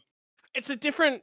the strategy probably doesn't work out the way that I think you want it to if there's 2 or 3 more cars that don't pit there. And that's the crucial thing. You lost 1 spot of track position and gained a fuel advantage. Well, that was the other thing, is you knew that if somebody was going to follow you, you'd be fine. But because we got such a small number, which is unfortunate, but you can use that to your advantage. So to be behind 1 car and then just get the tow through and get there is all we really needed to do. And then knowing what Jacques' fuel numbers were, I knew where Cuttajar should theoretically be. Talk to us about the conversation between yourself and your teammate. Obviously, he's controlling the restart there. He sets when the field gets to release themselves and get back underway. There'd obviously be a little bit of communication regarding the restart. You'd be silly not to be doing those sorts of things. But how do you manage those sorts of restarts? Because when you're 4th in line, or 5th in line, I think it actually was at that point in time, you can't just go straight away. Even though your teammate's saying, I've gone, you've got to react to everyone around you as well. Well, really, to be honest, we didn't actually talk about the restart on this one because where the positioning is the last 2 corners, you can actually watch. So if you're 4th, you at least know when the takeoff is, so you're actually going to get more speed through the last 2 corners. So if you time it right, you could even get the run easily out of the corner and get the overlap. But it's just, I just sat back to make sure that we didn't have an accident. In terms of how the championship's obviously progressed, that's an opportunity. It's brought him back, but really he's been the class of the season so far this season is Michael Cuttajar. I don't think it's enough. Do you think there's necessarily a hope, or is it now just eyes on P2? We're happy with that. That's a job well done. Well, it just depends. I mean, you got pushed over the line there, so I don't know how that's going to go with points. But yeah, it's just one of those things of just keep trucking along and see what we can do. If we can get him to make another mistake and I don't make any, then hopefully we're going to be in the box 8. But we've still got a few interesting tracks to go. It was the last, 2 weeks ago, or is it 3 weeks ago? I can't remember. But yeah, it's going to be tight. Yeah, there's only 2 more races to go on after this one. So I was going to quickly jump in. Ray, at the end, mate, on Heat 2, when you hit that wall, did you think that was it, or did you know he was running out of fuel? It was actually Jacques. It was actually Jacques, not Ray, that did it. No, I'm the one that wiped the wall as well. Oh, you wiped the wall as well. Yeah, I wiped the wall behind Cuttajar. So I'd done it in practice, and I was like, oh crap, and then I'd seen how much it does to make the car go slow. So I was trying to just survive it out. It did, but then, yeah, it got a little bit feisty between me and Michael. We almost binned it going into the second last turn. But yeah, you get that. Yeah, definitely, mate. We're going to have to move on and move to our next competitor, mate. But well done. Cheers, and thanks to all the Frog Leap boys. I was going to say, thank all your sponsors, mate. Yeah, if I can quickly remember them, but I'm still in the VR headset, so I can't even remember all of them as it is. So I'll have to let you guys do that if you can remember. Toyo Sim, Frog Leap, and I think it's... FH, Creative, Pet Dog Company, and Juice. So yeah. Oh, well. Cheers, all. Hey, let's you went lawn mowing. Well done, mate. For an awesome night, maximum points. You couldn't be any happier. Well done, mate. Cheers, boys. Too easy, mate. Now, let's jump into... Now, we've got Jacques in the booth, so I think we'll just drag him in. Jacques, mate, what a night. What an absolute night. It was fun. So much fun. I screwed up in the first race. My hand clutch didn't engage properly, and then I just spun it. Had a bit of a recovery drive after that, but it was fun the first race. Second race, when the safety car came up, I was in 2 minds whether I wanted to pit, and I was just fuel saving all through the safety car, thinking if I can fuel save another liter or so, I'm in a good place. And then with 2 laps to go, I made a small mistake, and actually that saved me because I had to slipstream and get the tow to actually get to the end of the lap. So that is a big plus for me. Yeah, 100%, mate. And leading the field away, that would have been a lot of nerves. Obviously, having Cuttajar breathing down your neck. Oh yeah, I wasn't going to hold him up and try and fight him because I knew he didn't go in either. And as soon as I saw that Ray pulled in, I realized that unless Michael could get at least 35 to 40 seconds ahead, he wouldn't be able to pit and come out ahead. So as soon as that happened, I knew as soon as they came past, I'm just going to let them fly past and feel safe. So I try to keep my pace up, so I just keep a bit of a safety margin to the guys behind me. And it worked out well. I would have loved a second position, but I'll take third any day. Yeah, mate. I think it's such a great result, and it's just solid points, isn't it? And it's just rocking up and getting those points and moving on to the next track, mate. And honestly, I think you've done that very well, and you've taken all my questions away, mate. That's the first time it's ever happened, but well done, mate. I apologize. Any questions? Feel free to ask them. Yeah. I was going to say, what is it like learning off Ray? Obviously he's your teammate. He's very skilled, and you're just getting there every week, mate, turning up, and you're just getting a better result every time. So it must be absolutely amazing by that standard. I'm just surprised to be in the top five on a reasonable, on a regular basis, right? And I'm sitting fourth in the points at the moment. I think that might change tonight, depending on how Cowie did with these results. So it's a fight for third. I think between Ray and Michael, they're definitely going to hold out the top two. I'll happily walk away at the end of the season top three. I wouldn't mind that for my first season in the SR8s. Yeah, definitely wouldn't be a bad result, would it? And I think you've absolutely killed it tonight, mate. So well done on your result. And who would you like to thank with all your sponsors, mate? I want to thank the team at Juiced, and I'd like to thank the Pit Door Company, All Sport, and All Board Racing, and obviously my teammate. And I hope to see him the next week. We'll have a nice and fun race again. 100%, mate. What an awesome result. Ladies and gentlemen, Jacques, what an awesome result, mate. Cheers, mate. Too easy, mate. Have a good one. And now we'll take a quick little break here, ladies and gentlemen. We'll be right back with you. Porsche Cups at Sandown.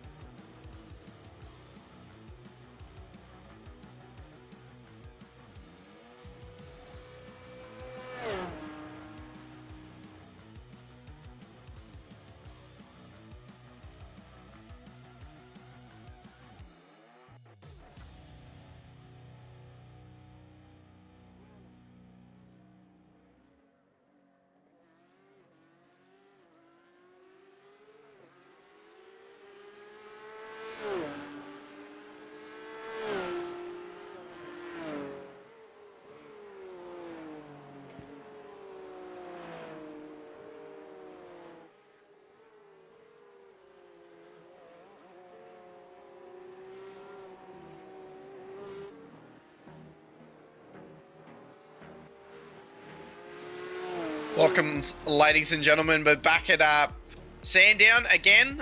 We were just here in the Radicals. Now we're in the Porsche Cup. So, in my opinion, a better car. And and let's see what happens tonight. On side, I've got Scotty for once on the side. and yeah, so we're in the Porsche Cups, the things that I love dearly. Got a few teammates out there supporting tonight, and see what happens here tonight. And yeah, but you know what I'm having a giggle about. You 100% know. Oh, bits and pieces. It was the cone, yeah. It was the 100% the cone, and it was mainly the fact that one of your teammates was smashing it. Oh, it was Jake. Of course, it was Ruddy. Jake. Of course it is. Of course. I mean, who else would it have been? I sure didn't want to guess that. Yeah. Hang on, we're gonna get a replay of this. There's not even a hesitation in this. He sees a cone and he's like, you know what? That cone's looking too straightforward. We need to prevent that. We need to deal with that. Did he hit the green one? I think he missed the green one. Hit the green one? Nails the blue cone. Oh, classic Jake Jackson on screen. He just came straight out of a GT3, straight into a Porsche Cup. I don't know how he went close. on that. They're very close. They're very close. He drives the Porsche in the GT3s, which he drives very well. Can't even match against the dude. But yeah, he's all jumped in. So let's get going. So we're in qualifying, ladies and gentlemen. So everyone's trying to get a lap time down. No one's actually put one together yet. So we're still waiting for a few laps to come through. I'm board with Jake Jackson, and I'm pretty sure that Matty G's in the back, just cruising along the chili bin. So what experience do you have in these, Scotty? Never asked you that. In particularly the 991, not this 992. I'm not so much a fan of the 992. So for the guys that are out there, iRacing has 2 generations of the Porsche Cup car on it. The Porsche 991 is the older generation one. It was the first car that I really fell in love with in terms of iRacing. I've been a big fan of Carrera Cup cars for a very, very long time. And the Generation 1 car really suited my driving style. Then the Gen 2 car came along. I wish it could bugger off so we can bring the Generation 1 car back, to be perfectly honest with you. Yeah, I definitely agree with you. But I think us two are old farts, so Scotty, we Mate, you're not qualified to use that term. Did you just say what I think you said? In cars. No, get out. I'm sorry. What is that? You've been here a couple of weeks, and you've been banned from the commentary box like 12 times already. Get out. Mate, it's over that. It's over that at this point, honestly. Mate, honestly, I've never. Sharman's just off the track there, and we got a lot to talk about with him too when he comes back on track. But one of the 9.5 Sim Sports on track. So Simon Zero, he's I reckon he'd be on the hunt tonight, wouldn't you? Hang on. Say? Can you? I need you to roll back, and I need you to say that name again. Can you say Zero? That to me, please? How is that said? How is that said? Zero. Just for everybody at home, my friend. I'm not. There's MEZZOMO. You know the washing detergent Omo. Mez Omo. It's not exactly said about that. It's Mazoma. Mitsimo or something? Mitsimo? Zomo. Yeah. But you can get out. Okay. Mate. First off, so I think this is an important point to come to in everyone's commentary career. And I'm sorry, but it's been a pleasure spending time with you here in this commentary booth. And no, we're done. We're done. Get rid of you. Stuff you. You're out of here. Did he cut enough of that curb there, Hughesy? Oh, mate. That looked like a cut track.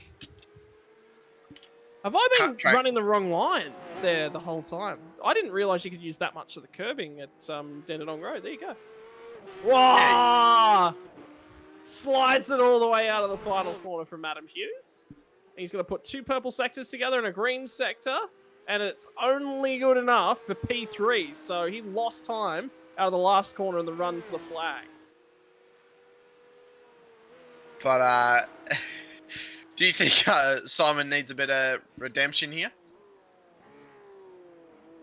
Well, yeah. Look, I mean, you know, the way that you talk about him, I'm worried. You know, I haven't actually gone back and watched the TCR broadcast yet. Now I'm going to have to, and my name's pretty simple.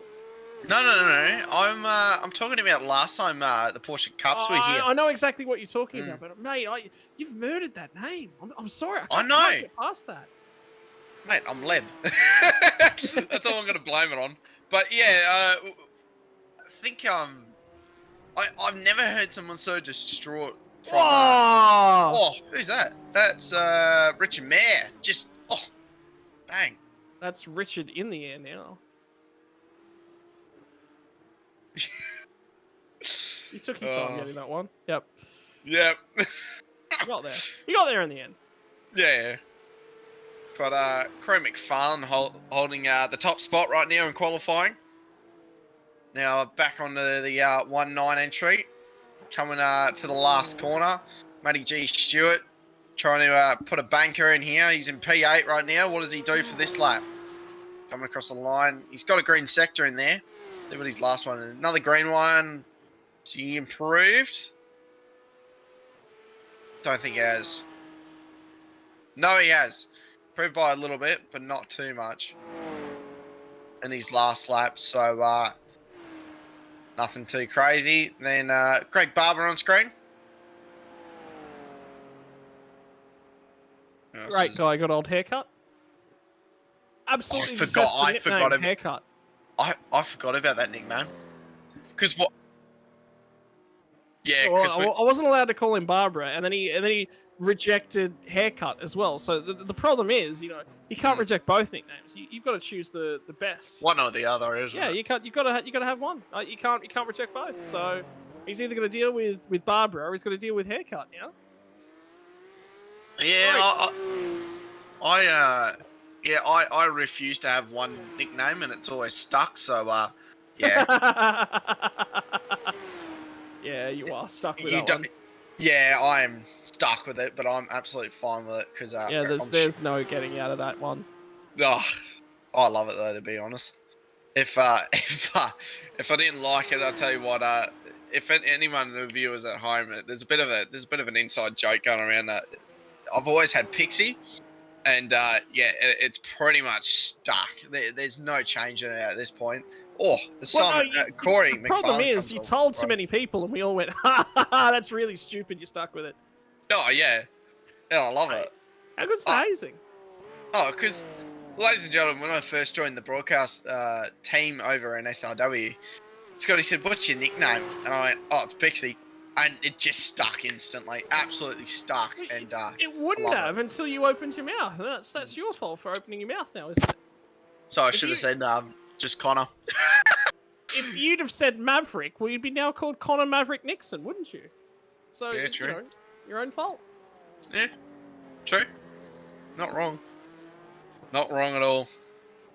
Now, Sam on screen here. He's been really quick. I've been chatting to him recently a lot, and learning off this dude is just so, you know, so what's the word? Just watching this man drive is like a man driving across water.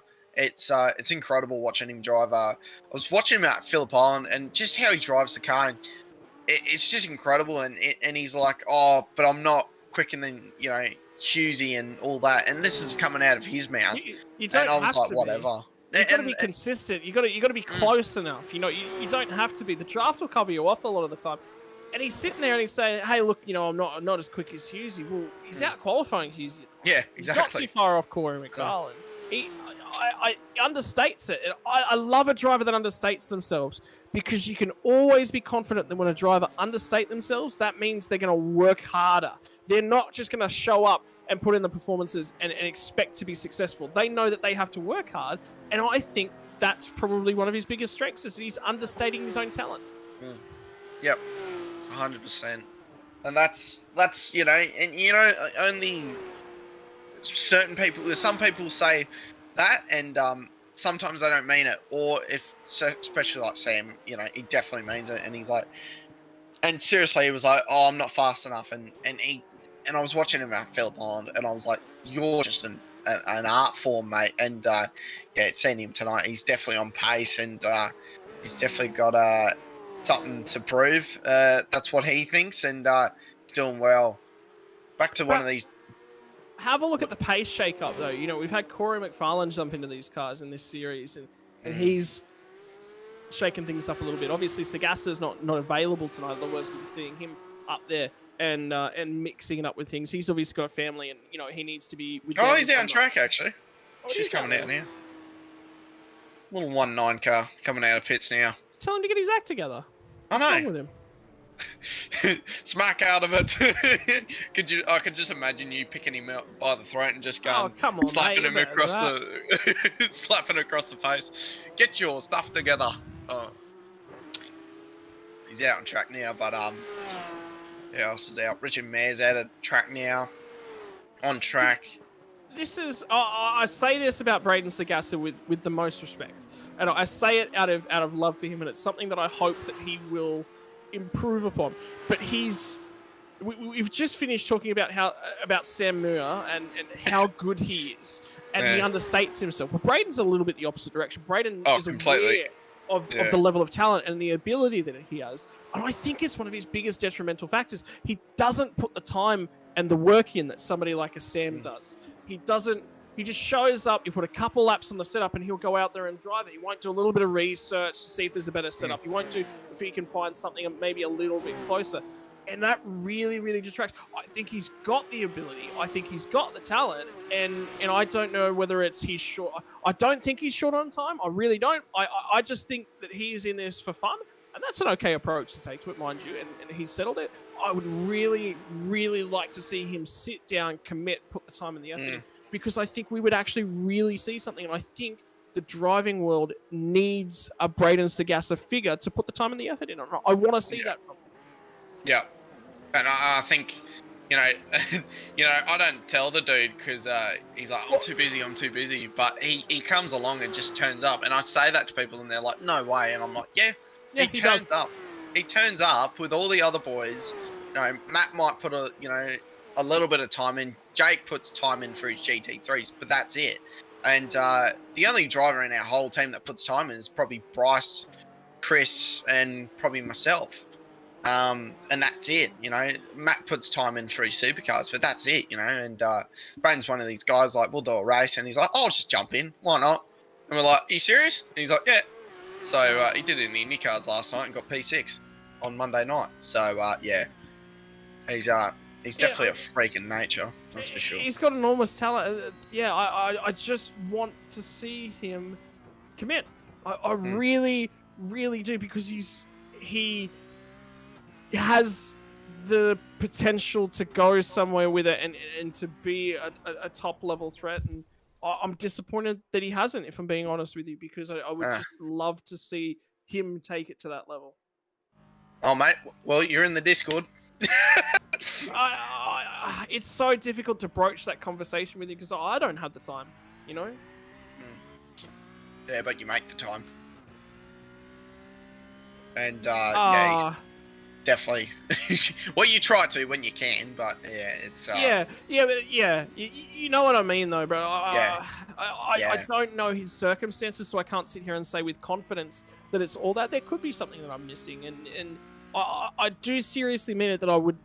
When I'm saying and when I'm talking about a driver like this, a lot of people will be sitting there and going, you're really dissing on this guy. You're talking about that guy. I'm actually saying all of this because I want him to take action over it. If I didn't want the guy to improve or I didn't have his best interests at heart, I wouldn't be saying these sorts of things. I'm actually saying them because I want to see the best out of him. Well, just out of pure spite, he's just beaten Matt Stewart and Jake Jackson on the lap time. And that was his first proper flying lap. So, yeah, P7 he's in now. And Corey McFarlane takes P1, Sam in P2, and Adam in P3. Yeah, but he's now going to spend the first 20 minutes of the race, you know, bringing himself, acclimatizing himself to the conditions. And, yeah, instead of wasting time doing that, he could be at the point from the get-go and really pushing for another race win and round win here. You know, that's the difference. You know. Well, he's on another hot lap actually. He's still on track, so if we can get a shot of him. No, he's just lost it. Yeah, you heard you talking about him, Connor. Well done. Yeah, turned around. That was it. But let's have a look at our results.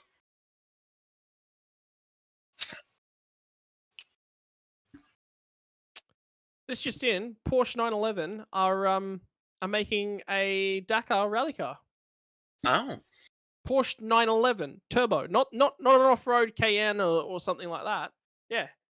oh, well, they used to do that. Like I've seen a few people actually do that.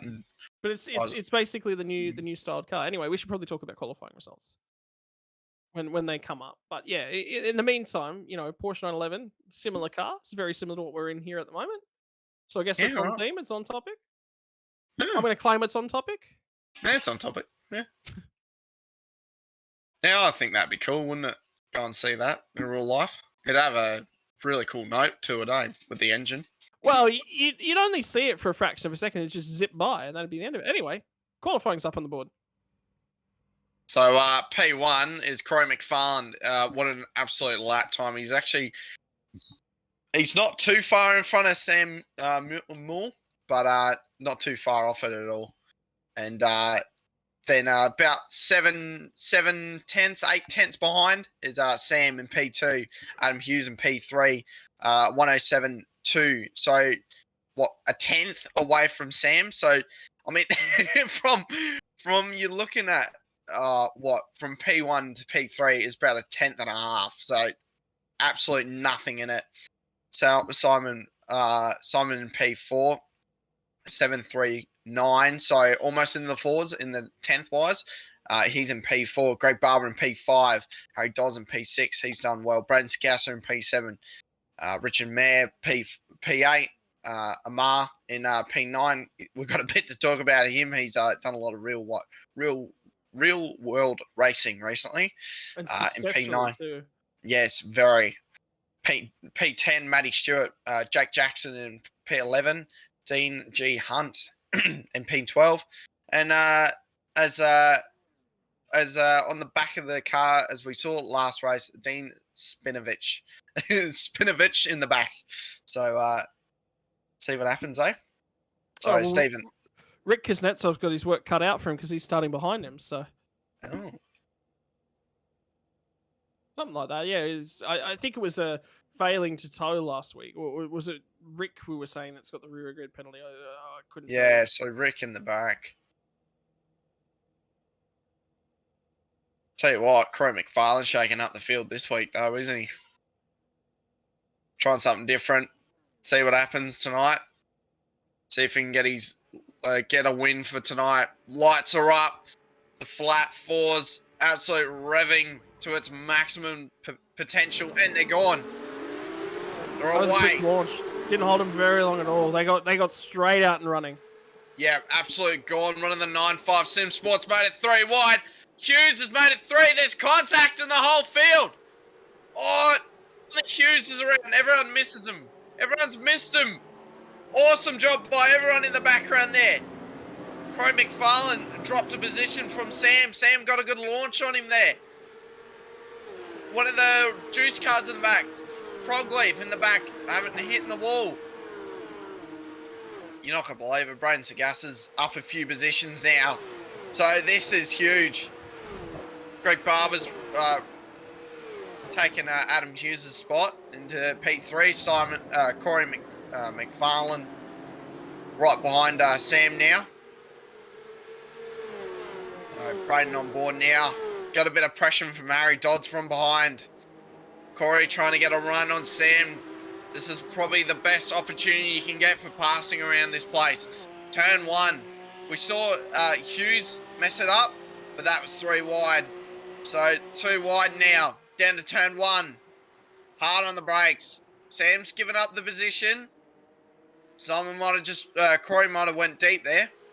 There was a 9.5 car for a second. Corey leading the field now. Nice turn in with the car. Sam's got a really good exit there. That was really good there. Greg Barber right behind.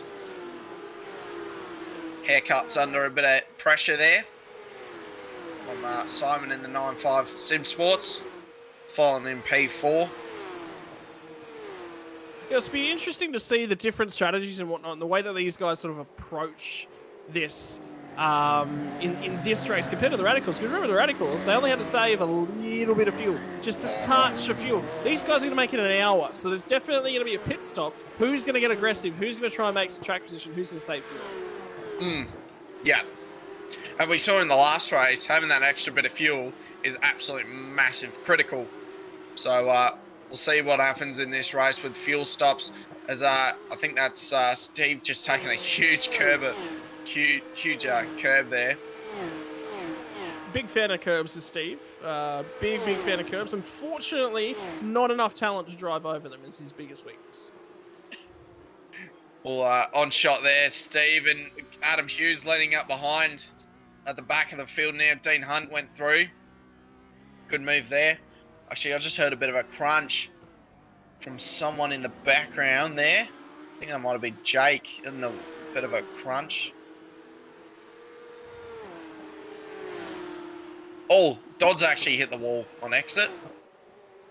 So I wonder if he's got any damage. Yeah, I think he does. I think the tire's sticking out on the front right.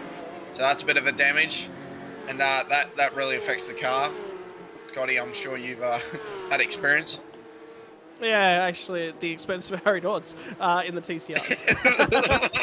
It's not fun. It's definitely not fun. It was actually at this corner. It was down at turn 4 as well. So Oh, no. similar sort of spots. So, look, it's just a little bit of disagreement about how wide the track was and where we both needed to position the car. Maybe I made the mistake. Maybe he made the mistake.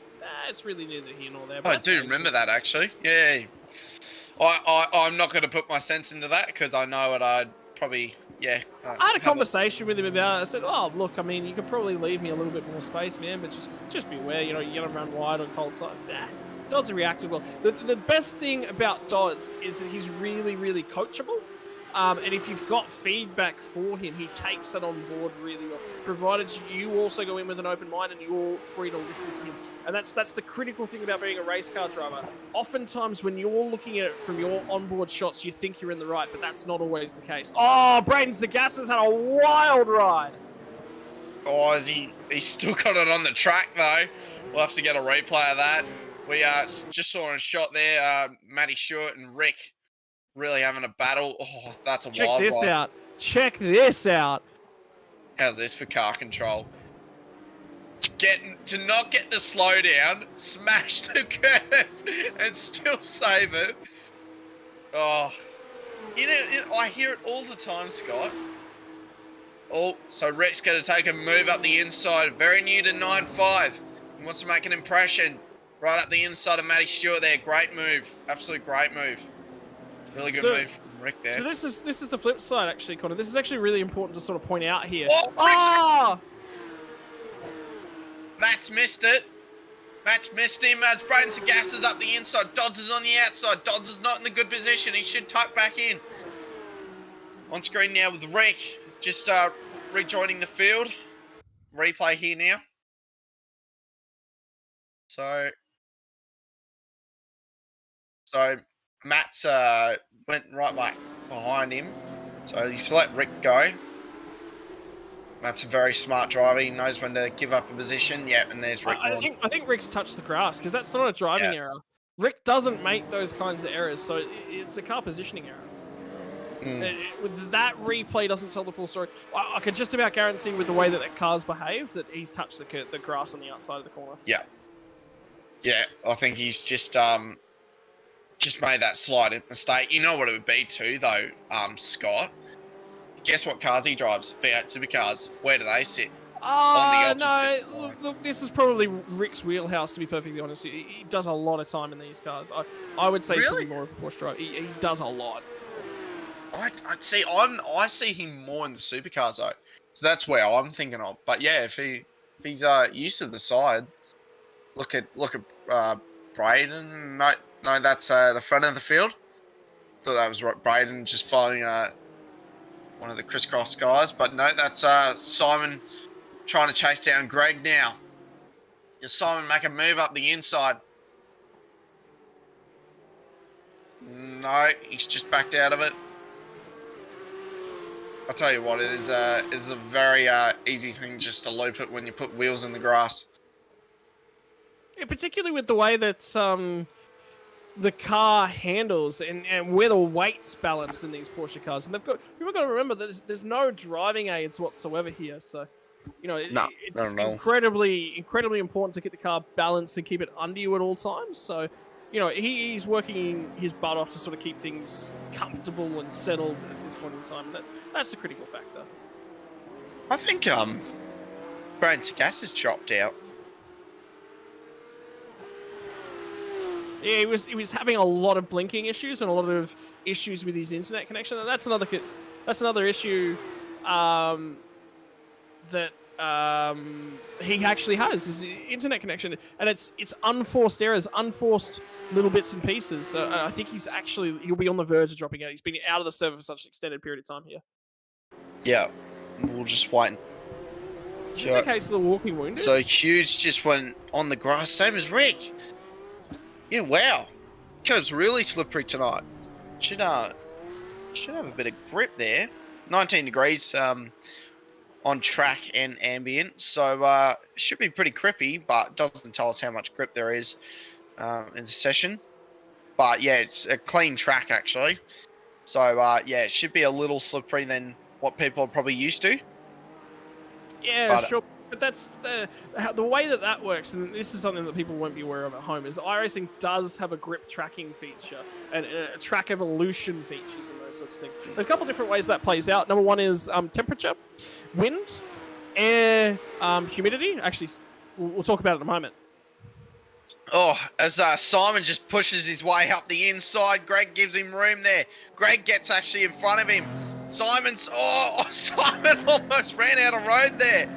He's that inside road just to pull him up there. So he's hit his brakes when he's went down the hill. Great driving from Simon there. Sorry, Scott, what were you saying, mate? Yeah, so I was going to say it's multiple different factors actually contribute to how the servers sort of handle all of this. In what way they generate grip.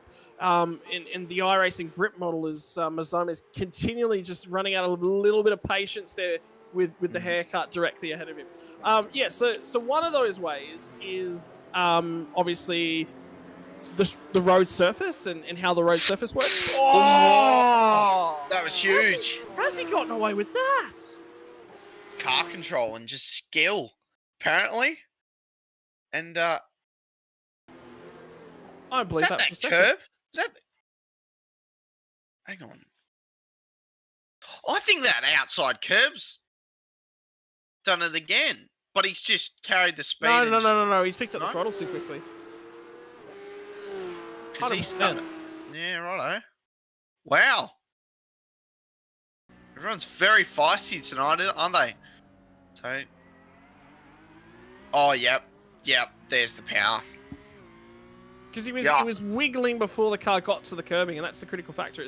It's not like it was already on the curbing and the car was starting to transition through the suspension range, and that's what caused it. No, it's nothing to do with that. Oh, Steve's in the wall. So Steve just trying to get back on the track now. Yep, back on the track now. So nice and clean. No cars coming through, so there's no contact, no nothing. Back up to the field though. Corey McFarlane, what a drive so far, eh? He's pulled away from Sam. No toe. Has no toe in front of him. He's just pulling away. And if he's got a performance like tonight, like the Supercars, he's in a pretty good shot for tonight. So as he slowly just pulls away from Sam, but Sam's probably pulling him back in, just trying to do something, but Sam might have something up his sleeve. It might be fuel saving a little bit. So we glossed over that at the start of the broadcast with fuel saving in the Radicals and now the Porsches. I reckon it might be a bit of a theme here tonight. Don't you think, Scott? Well, I mean, yes and no. It's a little bit of a different race here in terms of the Porsches. Look, yes, definitely with the Radicals, and we talked about how the race distance was nearly level with the amount of fuel that was in that tank. With these guys, it's a little bit different. They've got an hour is the race duration they've got to make their way through here tonight. So they're definitely going to have to come down pit road. The difference is going to be how long they spend on pit road, and that's going to be where a lot of these drivers are going to make their time. It's very difficult to get a move done here at Sandown. We talked about that as well, how narrow the road is, how you've got to position the car absolutely perfectly, and it's really not a lot of places, and it takes two to tango in every single spot where it's possible. So it's going to be relying a lot on the trust of the other guy. If you can stick with him, over undercuts your best bet. So that is going to be where the fuel game really plays itself out. Yeah, definitely. It would, because, yeah, I'm kind of thinking in my head, like, is Sam maybe backing off a little bit and just going, right, I'm just going to save a leader, you know, maybe a lap. I don't know if that's possible for these, for this track combo. I haven't really attempted to fuel save in these cars before. I think I've done it once before and it didn't end well. I ended up putting the car in the wall because I'm not used to the engine being in the rear, besides an Indy car. So, but yeah, I thought I'd ask Scotty, and Scotty definitely has the information as he normally does. And look at this, Greg Barber and Simon just absolute still on it. Greg just holding him off perfectly. Greg pulled out a bit of a gap there, but Simon's just pulled it right back in, and it looks like he's just going to put it up the inside. What a great move. Pulled Greg out a bit more so he didn't get the good run under him. Greg hasn't put it under him yet. No. So here we go. And, what a great move from Simon. So this will tell us the story. So it's all just happened just out of camera shot, and this time it's an alternative of the move that we saw. Remember, it was looking for the late opportunity to stick his nose out. Simon did this on the last lap, but he left it a little bit later. He was really, really narrow when it come down to the left-hander right here, and this time he gets down the inside a little bit earlier, which gives him more time to get further and up along. He's got control of the corner, and that's when he can really dominate where each of these guys put their cars. But I personally noticed like Greg just having that run out of the corner, and Simon's just blocked it, and it was perfect, absolutely perfect. So yeah, getting no run on Simon there, so really good there. So Dodds is in the wall. What's happened there? Porsche get doing a Porsche replay. things. 100% is Porsche doing Porsche things. That corner right now just looks like a killer. Different situations, but. So, yeah, definitely the kill. Oh, curb. It's not even the curb. It's not even the curb. You know that when you slap that curb, the car's going to react aggressively. It's not going to be a great ride when you go on your way through there. But it's how you as a driver respond to that. And Dodds is one of these drivers who he will try and drive the track consistently in the same sort of format, even when he's a little bit out of position. That's where his weakness really resides. A little bit of damage there. The car may not be in perfect shape. A little bit too early on the turn in. The car's a little bit unbalanced. He's probably just trying to pick it up. Again, you can see the rears, the brakes aren't locked up until now. And that's too late. You're never going to save one of these cars if you are not on the brakes early. That's the critical factor with them. Jake Jackson went around as well. TCR winner from Wednesday night this week, so he's around. Shakes fist at Jake Jackson. I won't go into it, but I know you two had a good old battle. I mean, he just drove a clean race. I mean, what more do you want me to say? You know, he drove better than I did. Adam Hughes just having a huge. Sorry, Scotty. Adam Hughes had a huge slide too, just coming out of turn 3. But yeah, it was an awesome race to watch and commentate. That was for sure. Awesome race. So Simon's got around. Now he's pulling the gap out of Greg. So this could definitely spice up. Now he's chasing down Sam, and Croy McFarlane just leading the field. Absolutely. I don't think he could do much better right now. But I'm just noticing on everyone's car, the front front splitter on the right-hand side, everyone's got a little bit of damage there. Just the tiniest little bit. Curbing. 100% will be curbing. So where they'll be picking that up from is at the end of the back straight. Maybe there. Probably not right there. Maybe turn 1's the other option. The curbing at turn 1 is very, very tall, and that's the one that I'm probably most concerned about. But it's how they're striking the curbing down here at the back, at the end of the back straight. That's the critical factor.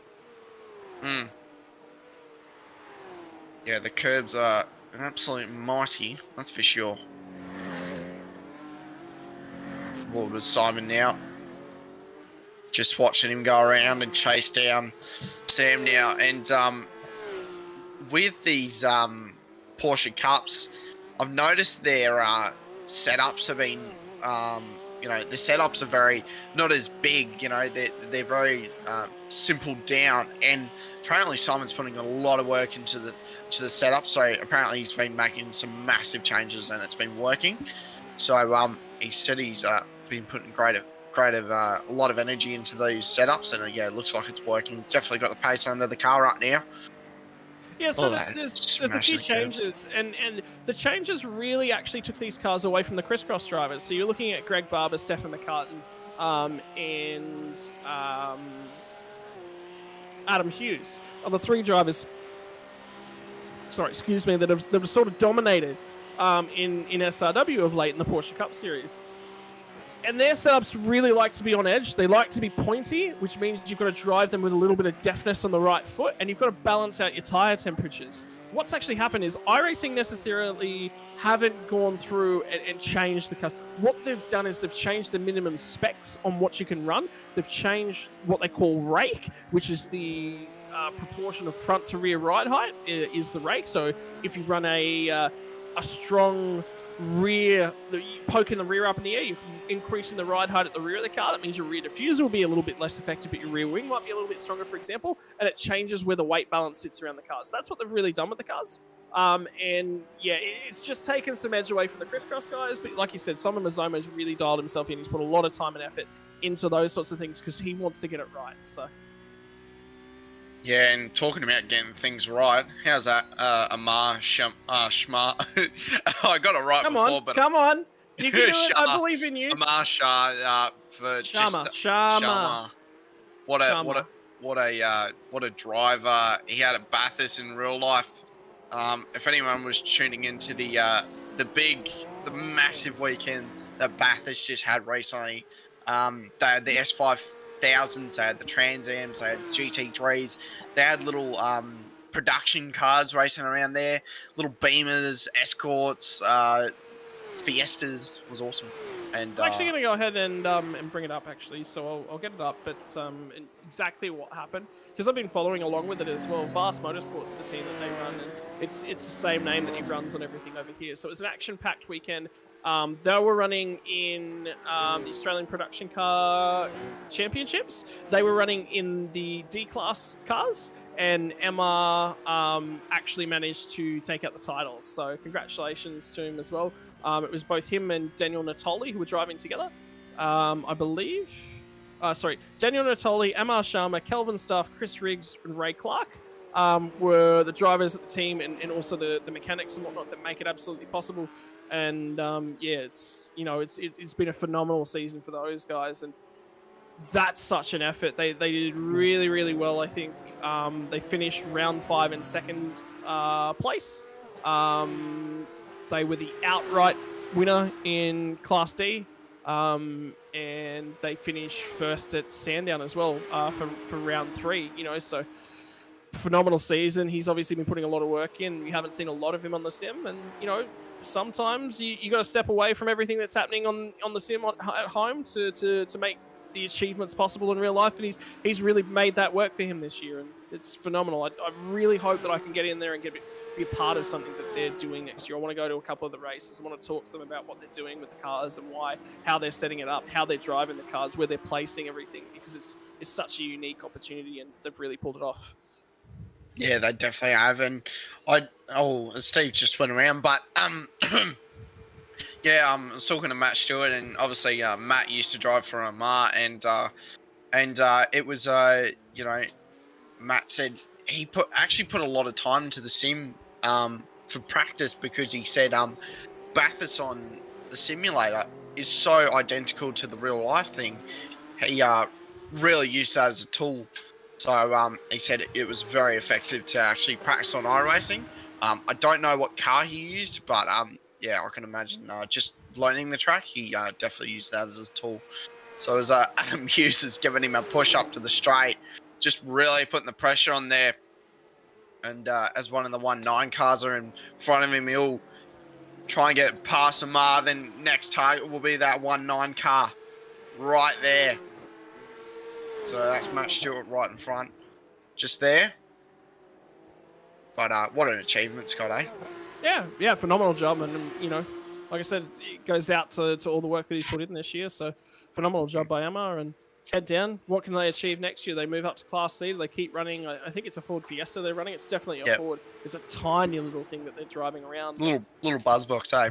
It's awesome. Well, it's even smaller than a buzz box, really. It's the, you know, just tiny. I think it must be in with the Getzes and the. It is a Fiesta. There we go. Nailed it. There you go. We were looking at buying one of those. I nearly bought a Ford Fiesta actually recently when we were looking at cars. So. Oh. So. I could have been going racing, Connor, is what my wife made me buy a car so that we could do some traveling and journeying. And now I can't go racing in real life because my wife made sound decisions. And I will never let her live it down. I'm not going to get involved with that, Scotty. I don't want to be getting messages. She's not here at the moment, so she can't hear me say these sorts of things. You say no. It's called a stream. she doesn't watch. We're okay.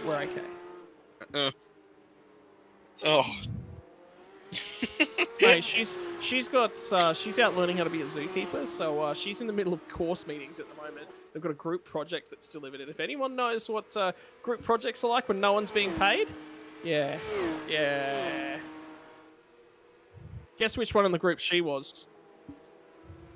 No she was idea. the one that did all the work. Oh no. Anyway, moving on. On with life. On with racing.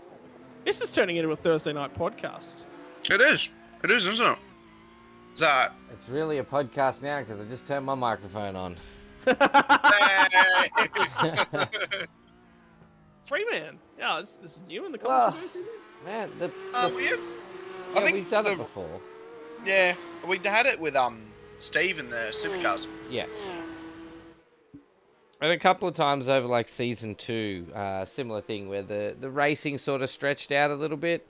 It's good to see everybody staying on the track, but they have definitely put some big gaps between each other right now. So that's always nice. It's an interesting phase of the race. We're coming in on halfway. The pit Based on the data that I'm looking at, we're looking at about 53.7 laps. So it's probably going to be 54 laps. Pit stop may chop that down to 53, but that's sort of the marker that we're looking at. An hour worth of racing. We're 25 minutes in at this point. We've had a lot of action down the field. The drivers we've got to keep an eye on is probably Adam Hughes coming back through and Kuznetsov. I really want to see how damaged Kuznetsov is or what his targets are, but I believe he also had to serve a penalty because he was given the responsibility for the incident at turn 4, so coming onto the back straight on lap number 1. So he's now got to drive his way back through.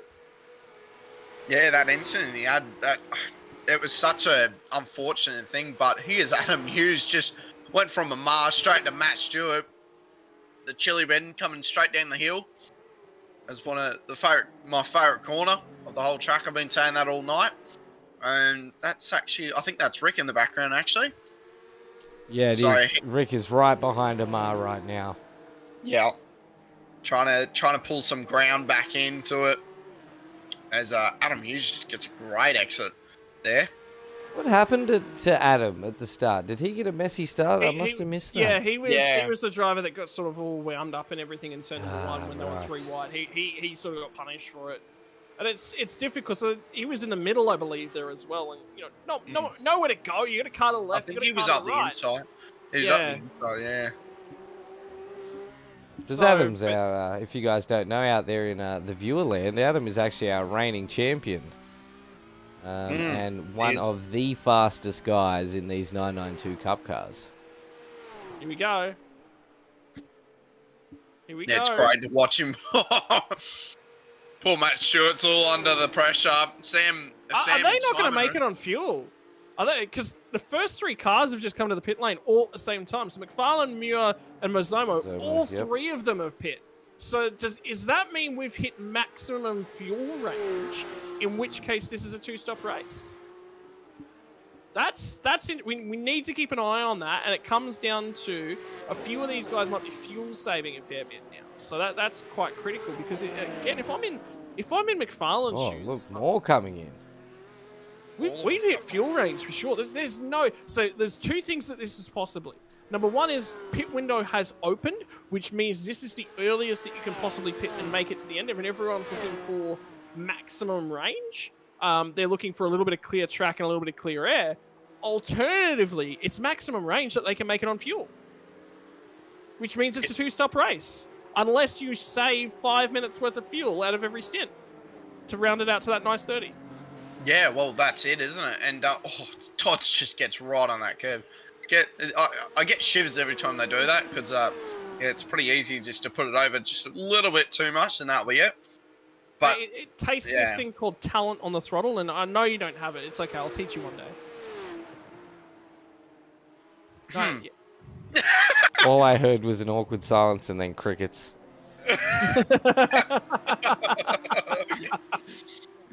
Takes a deft touch on that right foot. Yeah, trust me, Scotty doesn't leave his foot off the Tiger. That's all I'm going to say. Mate, I like it when the engine make growling sounds at me. There's always foot on the gas. Yeah, mate. As Greg Barber's just coming out of the pits now too. So he's a lot closer into this battle again, yeah. He's played himself in potentially in terms of strategy. Everyone's now pit, and we're not at the halfway mark. We're still 2 minutes short. So I think these guys are going to pit again. Because remember, if they pit right now, so we're at 28 minutes into the race right now. That says they've got to, if they're fuel saving just to get to 28 minutes into this race, the other side of that coin is, if they're going to make it to the end, it's now a 32-minute stint. So the fuel save to get to 28, I think maximum fuel range is actually 30 minutes. And that's mega saving in perfect conditions. You are getting to optimize all of your saving right the way around the track. So I don't think they can make it. I think there's a few drivers who put onto that, and they're just pushing on because they know they can't make it. So there's no reason in trying to save. Don't play your strategy by halves. That's it, isn't it? It's almost, and we've said this for so many times, I can't even remember. It's risk versus reward. Are you going to be able to save enough fuel without losing too much time from the guy just gapping you? Then you go, oh no, he's covered actually the pit stop. Forget that. It's commitment. It's commitment. You need to know what your numbers are. You need to know what your targets are, and you drive to them. There's 2 things I've tried to talk to you about in the IndyCar, Connor. Number one of them was obviously aero wash and getting out of the dirty air. What's number 2? What is the biggest thing I've talked to you about in the IndyCar? Commitment. Yeah. You've got to commit to the lines. You've got to commit.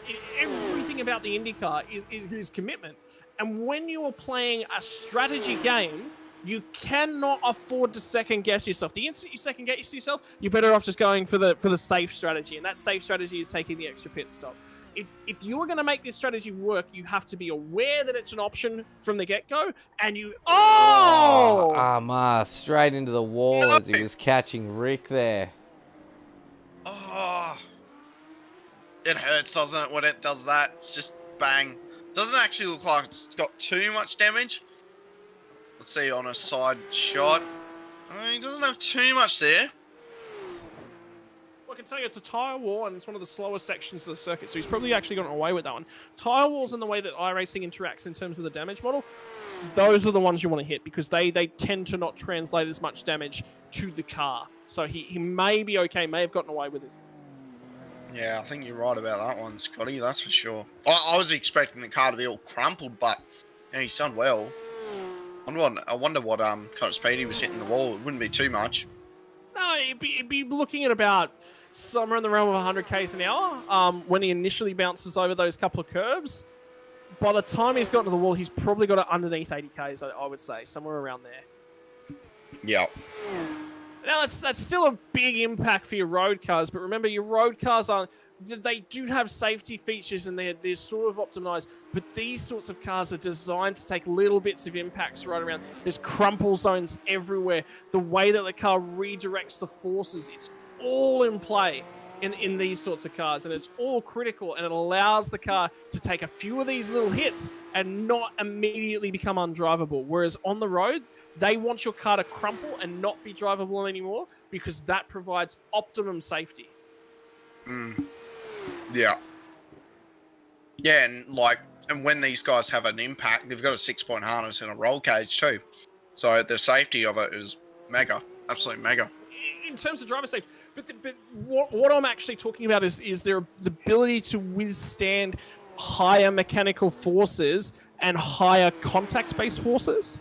Now, in a road car, think about all the differences between a road car and a race car. A race car has a roll cage. Sure, the harness is definitely there, and that's definitely good for keeping the driver strapped in position so he's not moving about, which means he can be more consistent on the pedals. And the gear shifters, so everything he can reach very, very quickly, and it's all in the same spot. But you don't want that in a road car. It's a little bit uncomfortable. You make sacrifices to sit in a race car and go fast all the time. Yeah. And comfort is one of those sacrifices you regularly make. No AC in these things. You're relying on airflow that's coming naturally in through the cabin, through a couple of little vents, and then out through optimized aero vents elsewhere throughout the car, so that make you keep a really, really good aero profile. But if the air moving through the cabin is going to disturb that aero profile, that gets thrown out. Speed is the number one thing. So speed takes on a lot more than safety. Then after that, you want to rigid up the shell, because the more rigid a car is, the more speed you'll translate out of it. That's where a roll cage actually comes in. Yeah, it does actually offer driver protection. It's going to deflect a lot of those things, and if the car does roll, it'll shed all of its external parts, and the roll cage is the piece that's designed to protect the driver. But at the same time, when you throw bars across the car, it's path for the weight and the energy that's moving around within a car to transition itself from the left side to the right, so from the front to the rear. So that's actually a really, really big part about stiffening the car up, is actually the roll cage, whilst also offering a safety element. Then you've got to think about the design of these cars. These don't have to fulfill the same obligations that they do out on the road. There's a lot of technical specifications. There's another car off. I think it's Steven. Yep, Steve is off again. So in terms of technical specifications out on the road, you've got environmental factors. They need to be under things. You want to trim down a little bit on weight, but you're also going to try and open up passenger space, carrying capacity, and also the amount of seats that are available in a car. You don't need to do that with a race car, so you trim down a whole bunch more weight. That means the car can pull up. That means the car can accelerate quicker, which means that it's going to respond differently to your road-going car. But then at the same time, these things get put through the ringer. These are pushed to the absolute limits of performance, and they are designed to be operating in close proximity to other cars. There is a certain percentage, and I don't know what that number is, of car-to-car interactions, both on the road and on the racetrack, that will result in contact or an accident. The more times you're having a car-to-car interaction, when you're passing another car because he's turning left and you're staying in the middle lane, when you're overtaking a car on a freeway, when there's multiple lanes of traffic lights, a certain percentage of all those car-to-car interactions will result in an accident, statistically. But it's a much, much lower percentage, because you're not squeezing all those other drivers out on the road for room. You're not trying to beat them to work as much as a driver will be out on the racetrack. So these cars will be designed to take some of those blows, and that's why AMR's still able to continue on. Mm. Yeah. Hope you learned something. Yeah. Well, basically, we call it a podcast, but it's almost a uni lesson, isn't it? But yeah, that was just great information from Scotty there. I don't think I could have went as in detail as that. Yeah, and that's why we all love Scotty, just for that information. It's just so key. I need to work on the delivery method. I need to add a little bit of comedic element. But then again, Connor, that's why you're the comic here. Oh, mate. I've got all the jokes. So some are too much sometimes, and I'm sure you've heard a few of them. But yeah, as Rick just gets by Matty Stewart. So the job done for Rick. Yeah. Rick's just a different element, isn't he? He just moves by him and... Put yourself in Rick's position. You know you're probably the class of the field here tonight. You know you've got the pace. But he's got a carryover penalty from the last round. He's had to start from the rear of the grid. Obviously, fellow foul of Stewart's. And then he's been deemed at fault for everything that's gone on down in turn number 1. All of that's going to happen. You're going to get penalties whenever you're racing, right? You're going to have to deal with these things time to time. And you're going to find yourself unlucky, and you've just picked the wrong lane. the more experienced you are as a driver, the better your decision-making process. You'll recognize when something like that's going to happen a lot earlier, but sometimes you just happen to be in the wrong spot at the wrong time. The critical factor is for a race car driver, there's still a race going on, and Rick responds really, really well to putting himself in some poor situations. Great job. That's what you want to see from a race car driver, is when the chips are down, he stands up and still delivers results. And that's why he's just so successful in his racing, because he just pushes on. Like, look how much, like, he's just still on the limit of the car. Like, we just saw the exit curb before the exit curb, and like you could just see he's just using a bit more than Matty Stewart, and that's pace. That's just, you know, bit more better exit speed, bit more you know, use more of that tire for the grip. So yeah, just I've watched Rick in the last year or two, and it's just crazy to watch him on boards, and just it's good to watch him go around. And Greg Barber has dropped off quite a bit, if I'm not mistaken. Where's old Greg the Barber? There he is. He's playing a fuel strategy. I mean, we talked about it in the first race, and it was Ray Oliver. You know, he put himself in a position whereby, okay, I don't have track position. I've got to create that advantage somehow. Now, Greg's just tonight, he's just not on the pace of the three cars that are ahead of him. That's okay. How's he going to create that advantage? And you know, theoretically, this could just be pace related as well. This could be a few little mistakes. He's out in his zone. This is a really, really good opportunity for him to just turn laps, keep himself in contention. If anything happens up against him, he can't run into it. He's going to get so much warning. It's not just going to happen unexpectedly, and he's still in touch with these guys. He is. I don't think he's far at all. Like, it looks far. Like when you look from a shot from Simon or. But you can still see him. Yeah, you can still see him, exactly. And if we can actually get the timing up, I don't know if you've got it, Scotty, but the pit stop time. Kind of curious if you've got that. I do have their transit times end to end on pit lane. And Greg's actually the quickest one from end to end on pit lane. He actually only spent 34 seconds, stopped in the from entry to exit in pit lane. So he was slightly quicker, which says to me he actually saved. It is not that he was quicker in pit lane. He actually didn't have to add as much fuel to the car as the rest of them, which meant that he was probably half a litre shy of making another lap. So he's the closest on potential of being able to make it that extra lap. Yeah.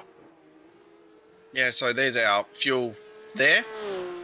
Where's Corey? I'm actually going to go and find him. Wow. Turn one. Just entered turn one. He's just gone. He's just out of here. What did he do last lap? A 7.5 he did last lap. Which... Well, this is a unique opportunity. Remember, we've got 4 different classes here at Sandown this week. I think the V8 Supercars are here as well. So that's potentially 5 different classes. Really good opportunity for us to compare how the cars drive. So we'll start off with our Wednesday night series. The cars that I actually drive, the TCRs. My optimal lap time around here is a 1:15. That's if I nail everything right. A little bit of toe, and I could just get into the 1:14. So they're going to be the slowest of the cars that we're about to review and do that little bit of a comparison. The next car we're probably going to talk about, what were the lap times like in the Formula 3s last night, Connor? I think they were on pace. I think they were in the 3s. So in the 3s, same as the Radicals. Give me a second, I'll be able to look it up and tell you that. I'll actually go and directly look it up because I kind of want to know and kind of want to sort of talk about it just a little bit. So, okay, I'm actually not authorized to review those results.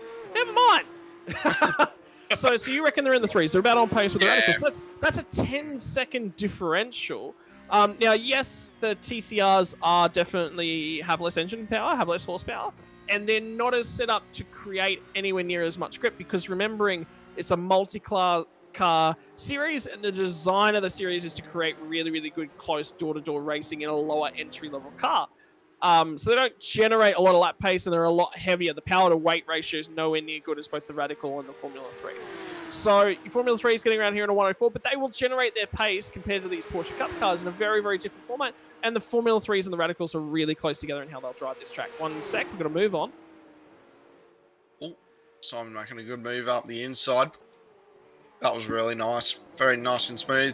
Sam's giving him the room, and Simon's just went off there. I think he's trying to save fuel there, and he's clutched it in too long, and we'll put not enough brake pressure in there.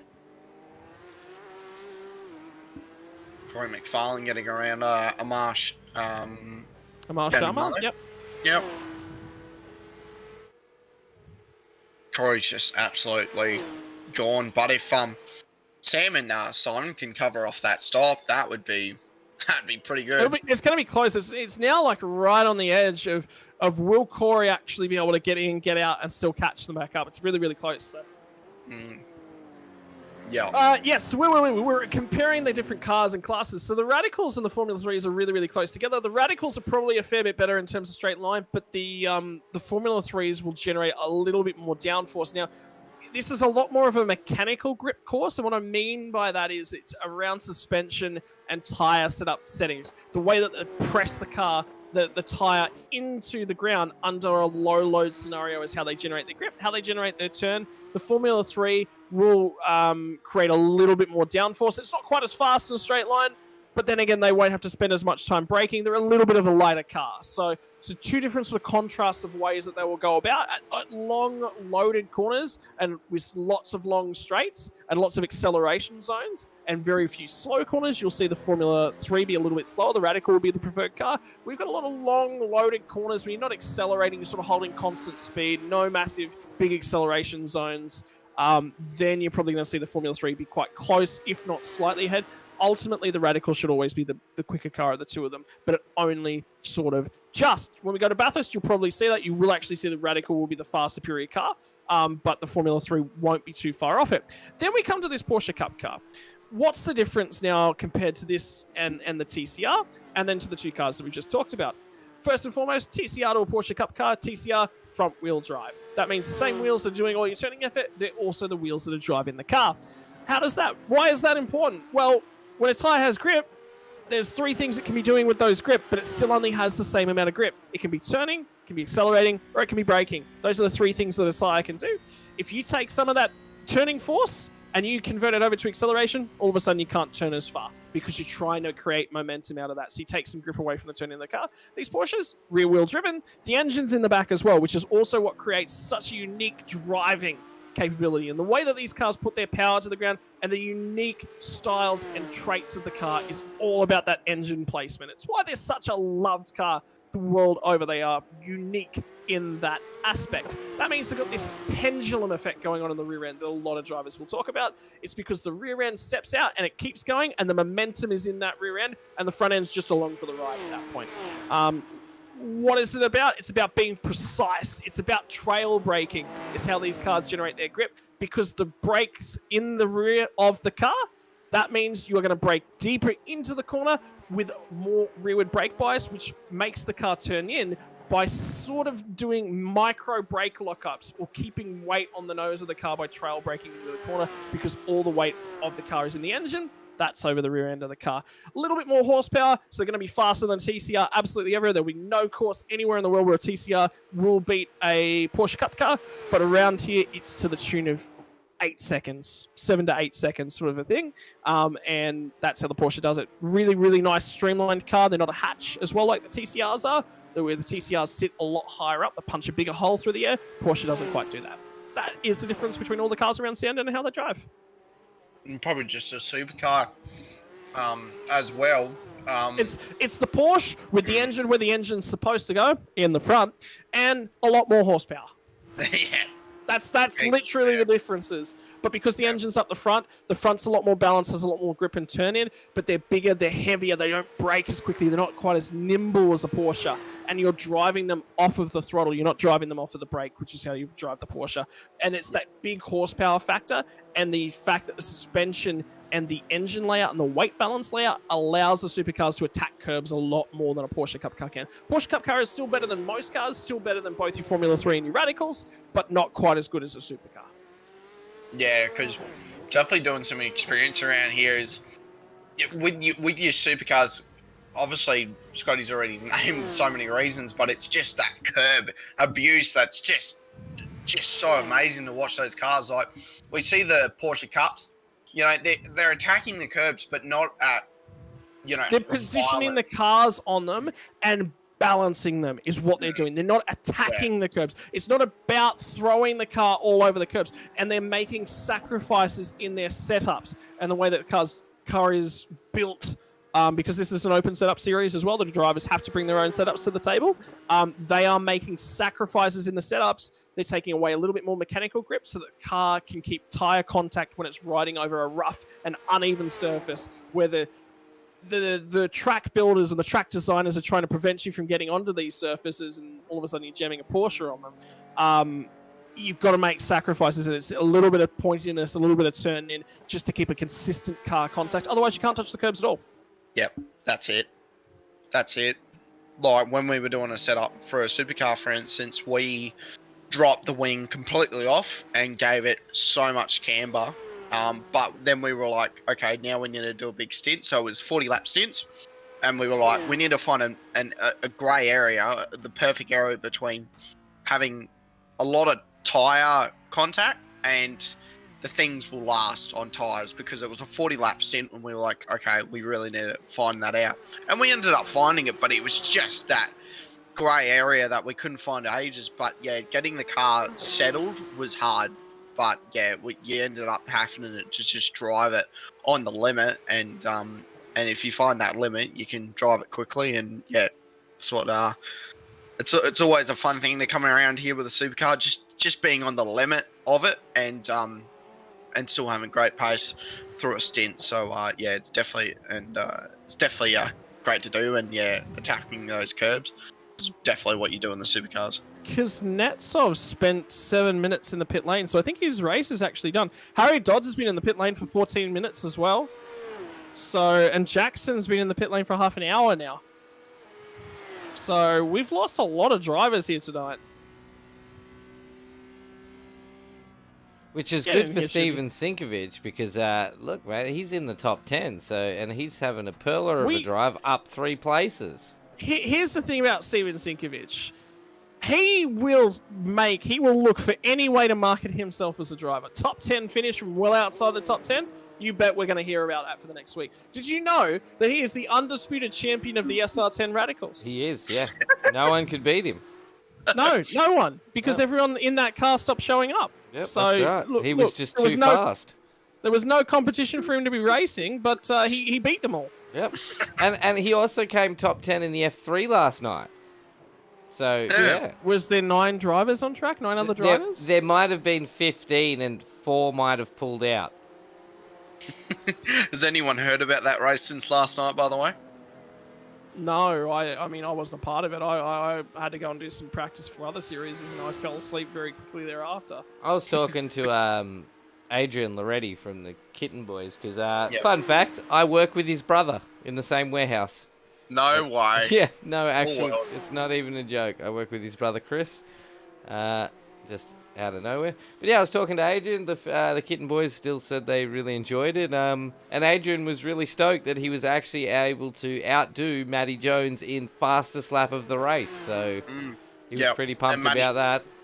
Yeah, Matty Jones said if he can keep that pace, he's going to be a weapon in these things. And he said if he can, he'll be an absolute weapon. Yeah, so the Kitten Boys are really getting fast and consistent in the F3s, and it's great to see. It's really starting to put on a great show in the F3s, so... Yeah, and it's good to see. It's good to see teams just come through the ring of basically fire, you know, between different teams. You know, there's always a little, you know, it's not there, but it just in the back of your head, you know, everyone's just fighting. Bit of a team game in a way, you know. Some team might have a really good setup for the Porsche Cup for this certain track, or that kind of stuff, you know, that, you know, teams always kind of do a little bit better than the other team. Say for instance, probably tonight you've got 9519 and Corey McFarlane's team and the Juice Cars, so Frog League Racing. Now, from the last time we were here, you had a 1.9 car up there, and you had the 9.5s, right? It's different this week. Now we've got Corey McFarlane, which is in Simsports, pardon me, and then you've got I forget what Sam's team is, but Sam's always up there, and that's a bit of a score in a way. Then you've got the 9-5 Sim Sports, and they're just consistent. They're a very consistent team just to be up there. You see it in any part of racing. They're always up there. McFarlane's in. McFarlane's in. Corey's in, but yeah, there's always that little team game in the background. But yeah. So let's see where they come out. So Corey's in now, and he's gonna hit the little man with the lollipop. Sit there. There goes Sam. Oh, hang on. So again, drivers hitting maximum range. Remember, they came in about 25 minutes in. So that's them hitting their maximum range. So Greg Barber's just going to get through here on him. So ultimately, if Greg Barber can go to the end of the race, he's now ahead. So he would effectively be our lead driver.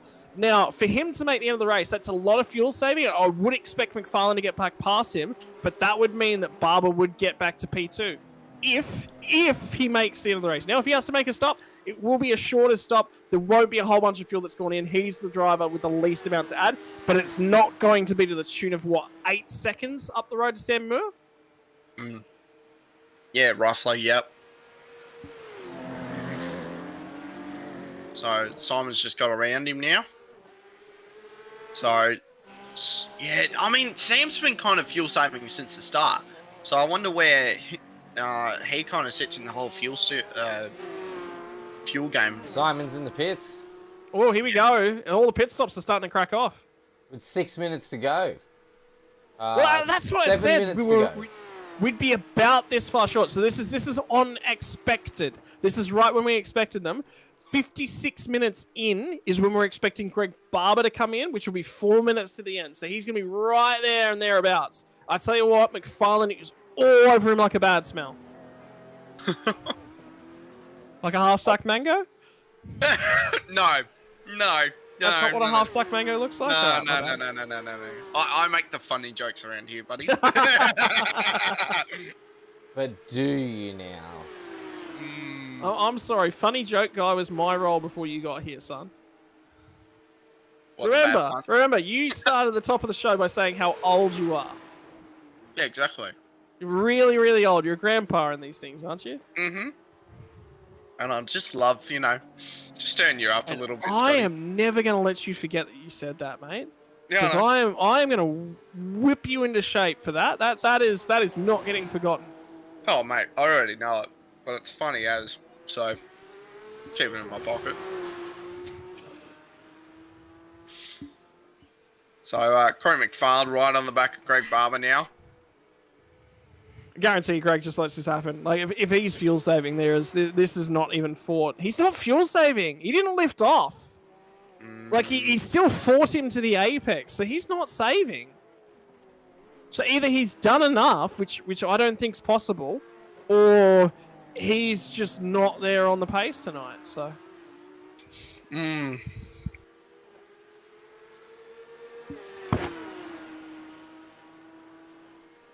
Yeah, it's a very interesting one. Yeah, not long to go at all now. So we'll hit 5 minutes very shortly. In about 5 seconds, and we'll hit 5 minutes now. So that's 5 minutes. 5 minutes of fuel. So we're expecting Barber in a lap, right? Next lap. Not this time by, probably next time by. We've really got to keep our eyes on how close he stays to McFarlane here and when he dives in. Is he in? Yeah, he might be in. Yeah, he's in. Okay, so he didn't make it, which means none of the field can make it. Everyone will pit. I think he's the last driver to come. Sam, yep. Yep. Well, see, that's going to hurt because He's lost. Yeah. it's 35 seconds per transition down pit lane, and he's had to make 2. Well, the second time down was 28 seconds from end to end from McFarlane, 25 from Mazomo. Muir was 24. So Muir's actually been dropped by Mazomo now in the pit cycle. So the in and out laps for Mazomo were much better. 24 seconds for Barber. So he had to add the same amount of fuel as a bunch of these other guys. So there was no real gain for it. So I would have just gone, you know what? Stuff it. We'll have a crack. What's the purpose in running the same strategy but slower as everyone else? There's real no. You got to try something. You've got to do something different. We were talking about the rulebook. You either kind of play off your own notes, or you throw the rulebook out and you go for it. And yeah, it's so, you know, and we say that behind a comm box, you know, and when you're in the car, there's so much, you know, you're thinking about so many things. Apexes, getting your braking right, get the trail brake right, get the power down. You don't, you know, for some of these top guys, trail braking and getting the throttle down is easy. That's fine.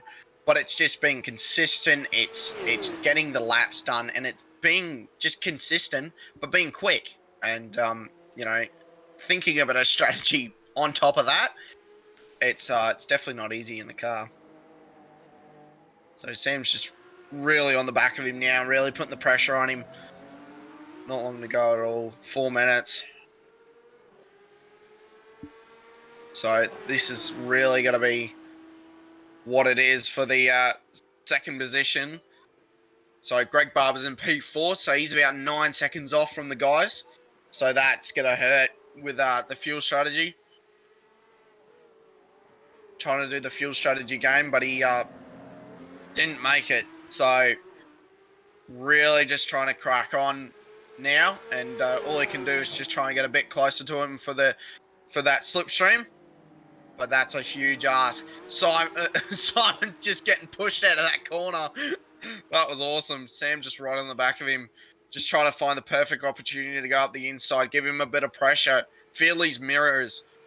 You have 3 mirrors in this car. If he's got a triples, they would be full right now. You wouldn't see anything else besides that TriStar livery.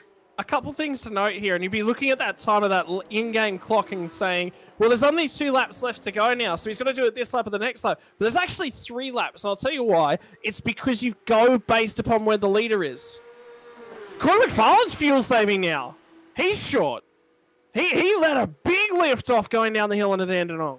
So I don't know where he's at in the fuel. He might just be covering things off. He's doing 15 seconds. It's a huge margin. Not very, very worried.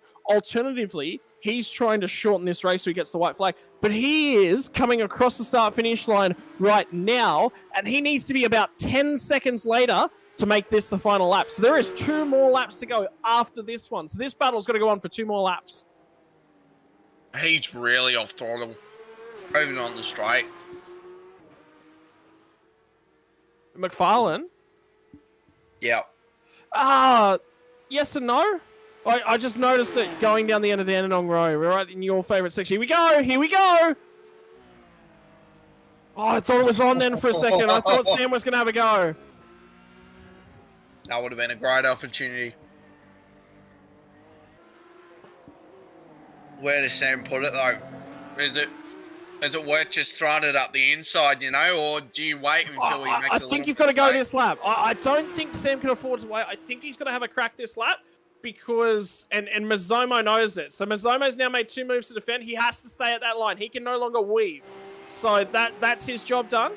Now he's done that. He's stayed to the outside. I think he's probably defended a little bit rashly. Remember, he's licking his wounds after the last time here at Sandown. Have a look at how strong Sam is down the bottom of the hill there. This is where Sagasa now lined it up and centered on Mazomo the last time that we were here for the race win. So yeah, there is some pain points here. You know, there is some things to be discussed. And this time, I think Mazomo's learned a lot. He's one of those guys. He does learn. He is very intelligent. Defends, moves back to his line. Perfect. That's his defensive moves. Sam trying to have a look.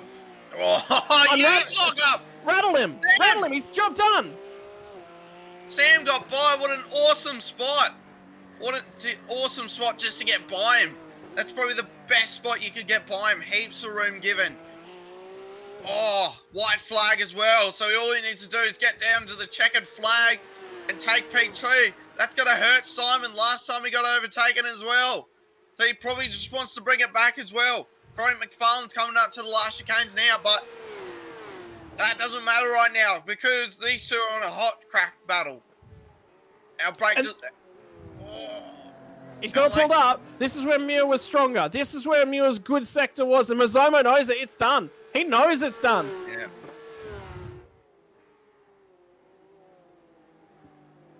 He's going to absolutely be dreading about that. Just to lock up. Just a lock up. But have a look what caused the lockup, Connor. That's it's the crucial factor. Mazomo was defending with everything that he possibly had. And one of the things is sometimes when you do that, you look in your rearview mirror too much and you're not focused. This is the critical factor here. See that bit of grass he catches? Yeah. And now he's a fraction too deep. And he locks up. The lockup's a response to tagging the grass. It's all over. By the time he locks up, it's too late. He's already lost it before then because he's in too deep. Yeah. Oh.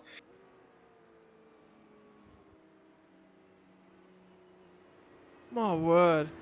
What a race. Twice in a season for Simon at the same track. Yeah.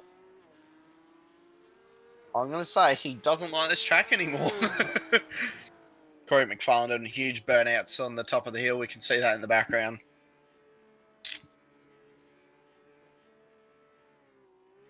I mean, celebrate. You got to celebrate. You got to enjoy the wins. You never know when your next one's going to come.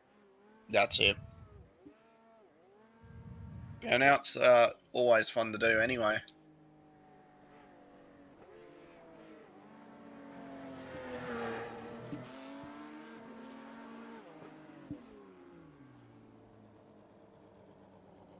I'm going to say those tyres are no more anymore.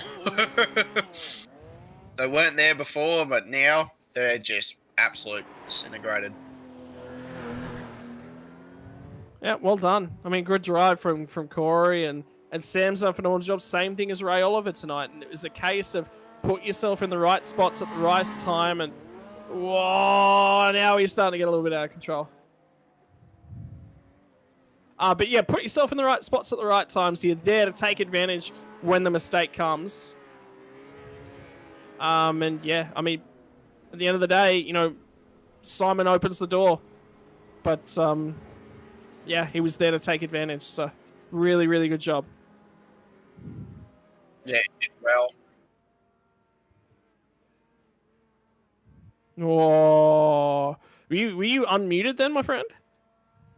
You were not? Okay, so something's just come through to us, and it's that Simon Mazomo and Sam Muir for P2 of the championship is nothing in between them. Absolutely nothing between them. So after tonight's race, that means a lot more.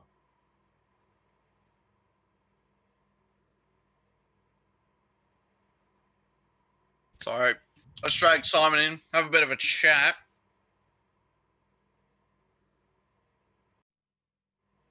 Mate, how you feel after that one? No, I feel pretty good. That was pretty solid race. Just a bit sort of unfortunate I ran out of fuel at the end, but no, overall I'm actually pretty happy with it. I drove pretty good, and yeah, just fell short in the end. But oh well, you get that. You So definitely we're wondering what was going on there with so obviously the defensive moves, you're obviously trying to protect your position as much as possible, but it's so much more important to give yourself the best opportunity to defend and position the car perfectly when you're low on fuel, because you can't respond by just picking up the throttle, because you'll never make the end of the race. And we saw that from the SR8 Radicals tonight, was that our fastest car on track did not make it on fuel, and that cost them the race win. So, I mean, talk to us a little bit about that. Obviously, there's a little bit of heartbreak from last time that we were here in the SRW Porsche Cup Series, and making mistakes and not positioning the car perfectly. You ran the car out to the limits of the road. You ran out of you picked up a meter worth of grass. You know, there's a little bit of grass that juts out, and you've grabbed that, you've pinched a brake going down into turn number 1, spot done. Yeah, I want to go back and have a look at that. I think iRacing's done me a mischief there, because I hit that line every single time. Like Really? I've done that corner enough times. I think I'm probably up to like nearly 30 hours around this track the last couple of months. Like I hit that line every time, and yeah, that's the first time it's ever just caught that bit of grass. So I think iRacing's done me a mischief there. But at the same time, hindsight, I ran out of fuel at the last corner, so I was never going to keep that spot anyway.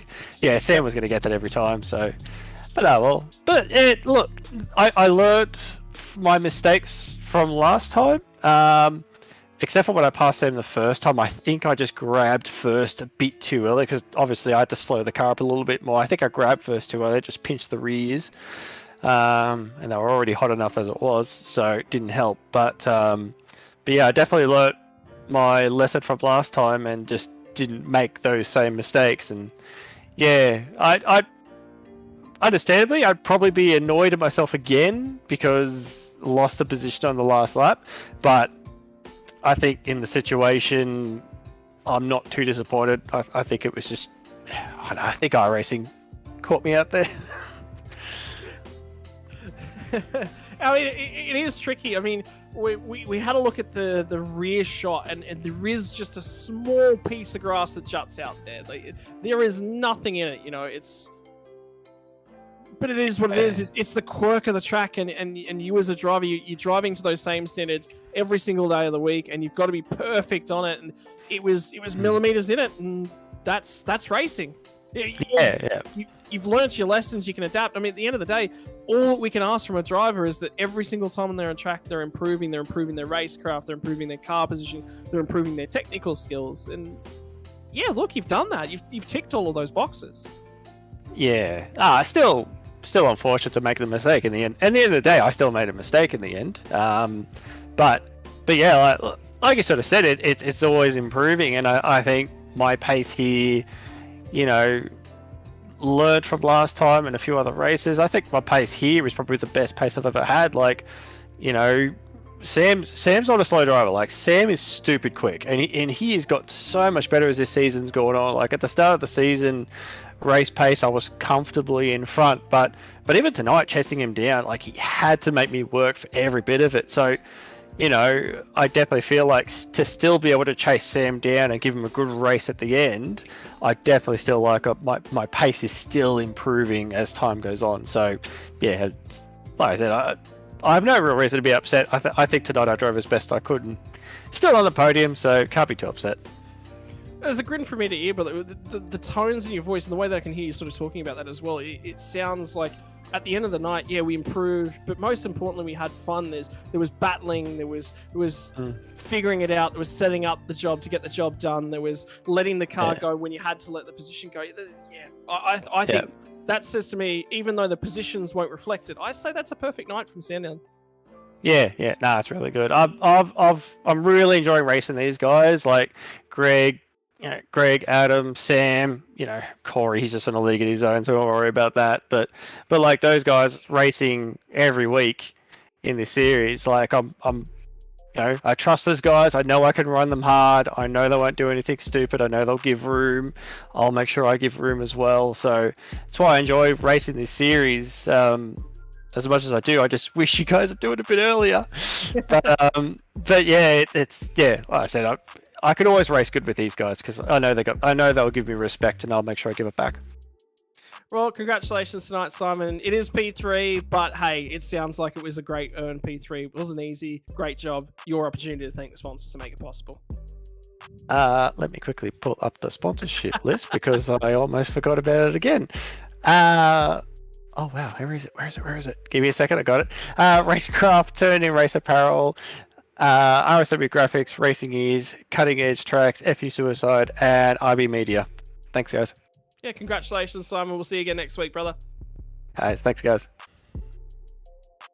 Now we'll move on to P number 2, and Connor, this one's all your baby. Go, Sam, mate. What a race, eh? Absolute stunner to the end. How do you feel after that, mate? Oh, bloody tired. Simon made me earn that P2, that is for sure. Yeah, that was an awesome race. It was a bit of a fuel save, which can be a little bit boring, I suppose, from time to time. But yeah, was really good going wheel to wheel there with Mez in the last 15 minutes or so. Yeah, definitely, man. There was a short break there in the comm box. We're just chatting away basically, and but yeah, we can just see there just Adam Hughes going around. But mate, what a stellar drive tonight. You had a great battle down to the end, but what was kind of just going out there with the fuel strategy? We were talking about, you know, if you really committed, like properly committed, was there ever an idea of fuel saving to the end, or no? Yeah, I thought about it pre-race and just thought, Sandown, got a few extra cars on the grid tonight too, which is nice compared to previous weeks. I thought, there's probably a chance of a safety car, so I won't need to fuel save all that hard. So yeah, the first stint I was sort of just waiting for someone to come over the radio and request a tow and get the safety car out there, but then it never came, and so I was like, I was really borderline for getting that extra lap in, so I tried to just fuel save a little bit where I could, but it's still I probably could have gone that extra lap, but I mean, at the end it didn't matter anyway. I think Barb's was the only one who got that extra lap, and he still had to do the 2 stops anyway, so yeah, it didn't matter in the end. Yeah, it definitely didn't. Go ahead. Sorry. All good, Scott. What do you call it? It was good to see at the end, like you and Simon battling it out, and he said he had so much respect for you and all the guys that he's just been racing over the season, and he said he was just pushed to the limit basically for that P2 you and he were fighting for, and what was kind of the idea even just going into the race of positioning wise, and taking that opportunity, was it just try and put as much pressure under him as possible? Yeah, I think so. Going into tonight, I thought Ez would probably have us for pace. His car last time we were here was an absolute bullet, and so yeah, I was sort of expecting to maybe be behind him for the majority of the race, but we're able to obviously put it on P2 in qualifying alongside Corey, and I think as Simon said, Corey's in a league of his own, so I wasn't going to be making that too hard. I was actually, when I let him go here on lap 2 or whenever it was, I was sort of like, if I could just, stay with him and do a bit of fuel saving, that would be nice. But half a lap later, I was already out of draft and he was gone. So, yeah, that was the end of that. But from there, it was just a matter of, all right, just manage the gap back to P3, do a bit of fuel saving if we can, look after the tyres as well. It's easy to burn up the rears around here. So wanted to make sure that we had a little bit of tyres left at the end if there was a safety car or anything like that, and we could fight it out, and then try and get the 0x as well. I think there's bonus points in this league for getting the 0x. I'm not too sure if Corey managed to get the 0x or not, but if not, then we'll get some extra bonus points there as well, because it's bloody tight in this championship, and battling guys like Mez and Barbs and Husey. Again, as Simon said, massive respect to those guys. Love coming out every Thursday night and racing them, going wheel to wheel. I've learned so much by being in this league, and I've raced against Simon in another league as well, and yeah, just racing against these guys week in, week out, it's just force myself to sort of go to another level, and yeah, continuing to learn a lot from them. Yeah, 100%, man, and it's great to see you in just evolving basically in your racing and your racecraft and everything, mate. Take it away with all your sponsors, mate. Yeah, shout out to the guys at TriStar Racing and our sponsors, Toyosium, Venture IP, and DX Racer. Awesome, mate. What a stellar drive tonight, mate. P2. Well done, Sam. Cheers, Connor. Cheers, Scotty. And thanks, as always, to SRW for putting on a great show. You boys in the broadcast and race control. Awesome stuff. Love it. Oh, sorry, Shibby. Second to none, Shibby, for all these amazing shots in the broadcast. No. Stop now. No. His head's swelling. I can hear it. I love it, guys. Cheers. Well done, Sam. So, but we better bring in our winner. Go for it, Scotty. Well, ladies and gentlemen, I mean, he was off it in the land of his own, but he was having fun off in the land of his own. Cut his way through a bit of lap traffic. It's Corey McFarlane, P1 to P1, mate. Controlled it nicely, and it was a race of just being in control, not pushing the limits too far, making sure you had the fuel numbers right, and just making sure you were there at the end, and you ticked all of those boxes, didn't you? Yeah, it's pretty straightforward, which doesn't happen often, but I'll take it. Mate, it's tricky getting down through that turn number 1. We were just having a little bit of a look at the shots. I mean, obviously the launch wasn't great way back an hour ago, but hey, look, you cut your way through. You got down in there. You survived turn number 1.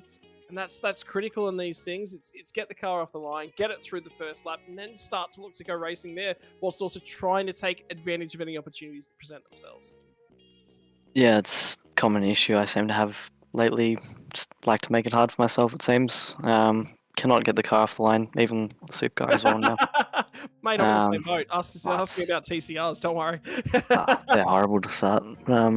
Yeah, just new wheels 3 wide, so I tried to leave some room on the inside, but didn't want to push Mez off too wide, so yeah, bit of contact, and unfortunately I think it was Adam, and yeah, he spun out, which is not good, but yeah, it was after that.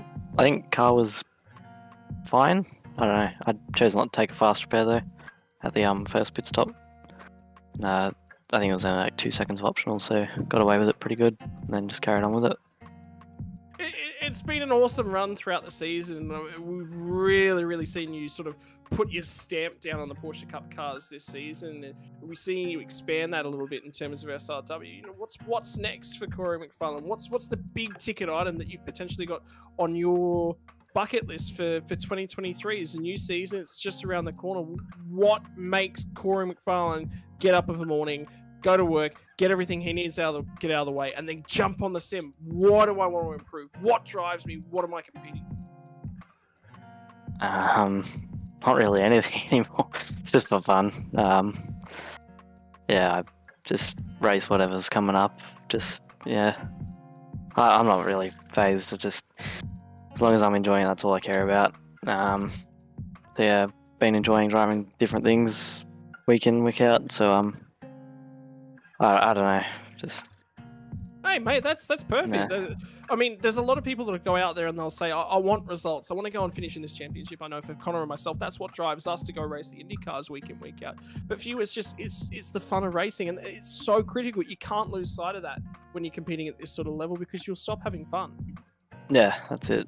It's, yeah, I don't really care. Like, obviously winning's good and all that, but yeah, if I find more satisfaction having a good hard battle with someone or race than just winning. So yeah, I mean, look, wasn't a huge battle tonight, but I'm happy to drive anything around Sandown for a while. It's probably my favourite track at the moment, so yeah, it wasn't too hard. Yeah, we can see that with the pace that you were putting out tonight in the Porsche Cup cars, mate. Well, look, either way, congratulations. Your opportunity to thank the sponsors that make it possible for you and Send It Sim Sports. Yeah, obviously, thanks to the team Send It Sim Sports, everyone in it, PPS, sorry, I'm having a brain fade, AJ Insurance, Sydney Computers, Transform Media, and yeah, just everyone at SRW putting on races pretty much every night of the week, and broadcasting as well. It's a lot to do, and you guys do a good job of it. Very good. Mate, Shibby's just getting so many compliments here tonight. Anyway, we'll move on. We'll sign, seal, and deliver it. Thank you very much for your time, Corey. Another banging result, mate. And we'll see you again next week. Yeah, thank you, guys. Cheers. Righto. Well, that's just about it here on your Thursday night. That is going to be the show. And Connor, I tell you what, it was another good show. Yes, it was a difficult race in terms of the Porsches. And now along around here, the field got quite strung out, but I think we got a unique opportunity to sort of talk tech and technical bits and pieces that we don't necessarily get a lot of the time. And that was awesome. Yeah, I feel like we don't get enough to talk about. I mean, you look at our Supercars, and even our TCRs last night were just absolutely hectic. And it's good to kind of sit back and, you know, chill out and yarn a bit and with you two, and yeah, it's good fun. Well, ladies and gentlemen, I do want to say before we go anywhere further tonight, a big shout out to the specific sponsors that make tonight's rounds possible. DSL Welding Services, this is their baby, the Porsche 992 Cup Car Series, and also the V8 Supercar Series. They're our series sponsors. Don't forget tonight as well, from the SR8 Radicals as well, and the Porsche Cup Cars, we've been pleasured to have Warren and Brown Tools on board as the round sponsor. So a big shout out to both of those guys. as well as all the other sponsors that make it particularly possible for SRW. But it's so important that we thank the guys that make it onto the big screen to specifically pay for these sorts of rounds and assist us with everything. Ladies and gentlemen, that is your Thursday night track night on terms of car racing. SR8 Radicals done and dusted. I can tell you tomorrow night, the GT3 90-minute Enduros, they're going to be coming to you live from, you guessed it, Sandown. That's where we're heading tomorrow night in terms of the GT3 Worlds. Sunday afternoon, I'm pretty sure it's also Sandown. So it seems to be we're spending an entire week in Melbourne, and I hope the weather down there is actually really, really nice and we're being treated. But ladies and gentlemen, that is it on a Thursday night. Thank you very much for joining me once again, Connor. Yeah, have a good one, guys. See you next time. Bye-bye. And in the background, big shout out to Shibby Howard on the cameras. Ladies and gents, thank you for joining us as well. We'll see you again tomorrow night for your GT3s. Catch you, mate.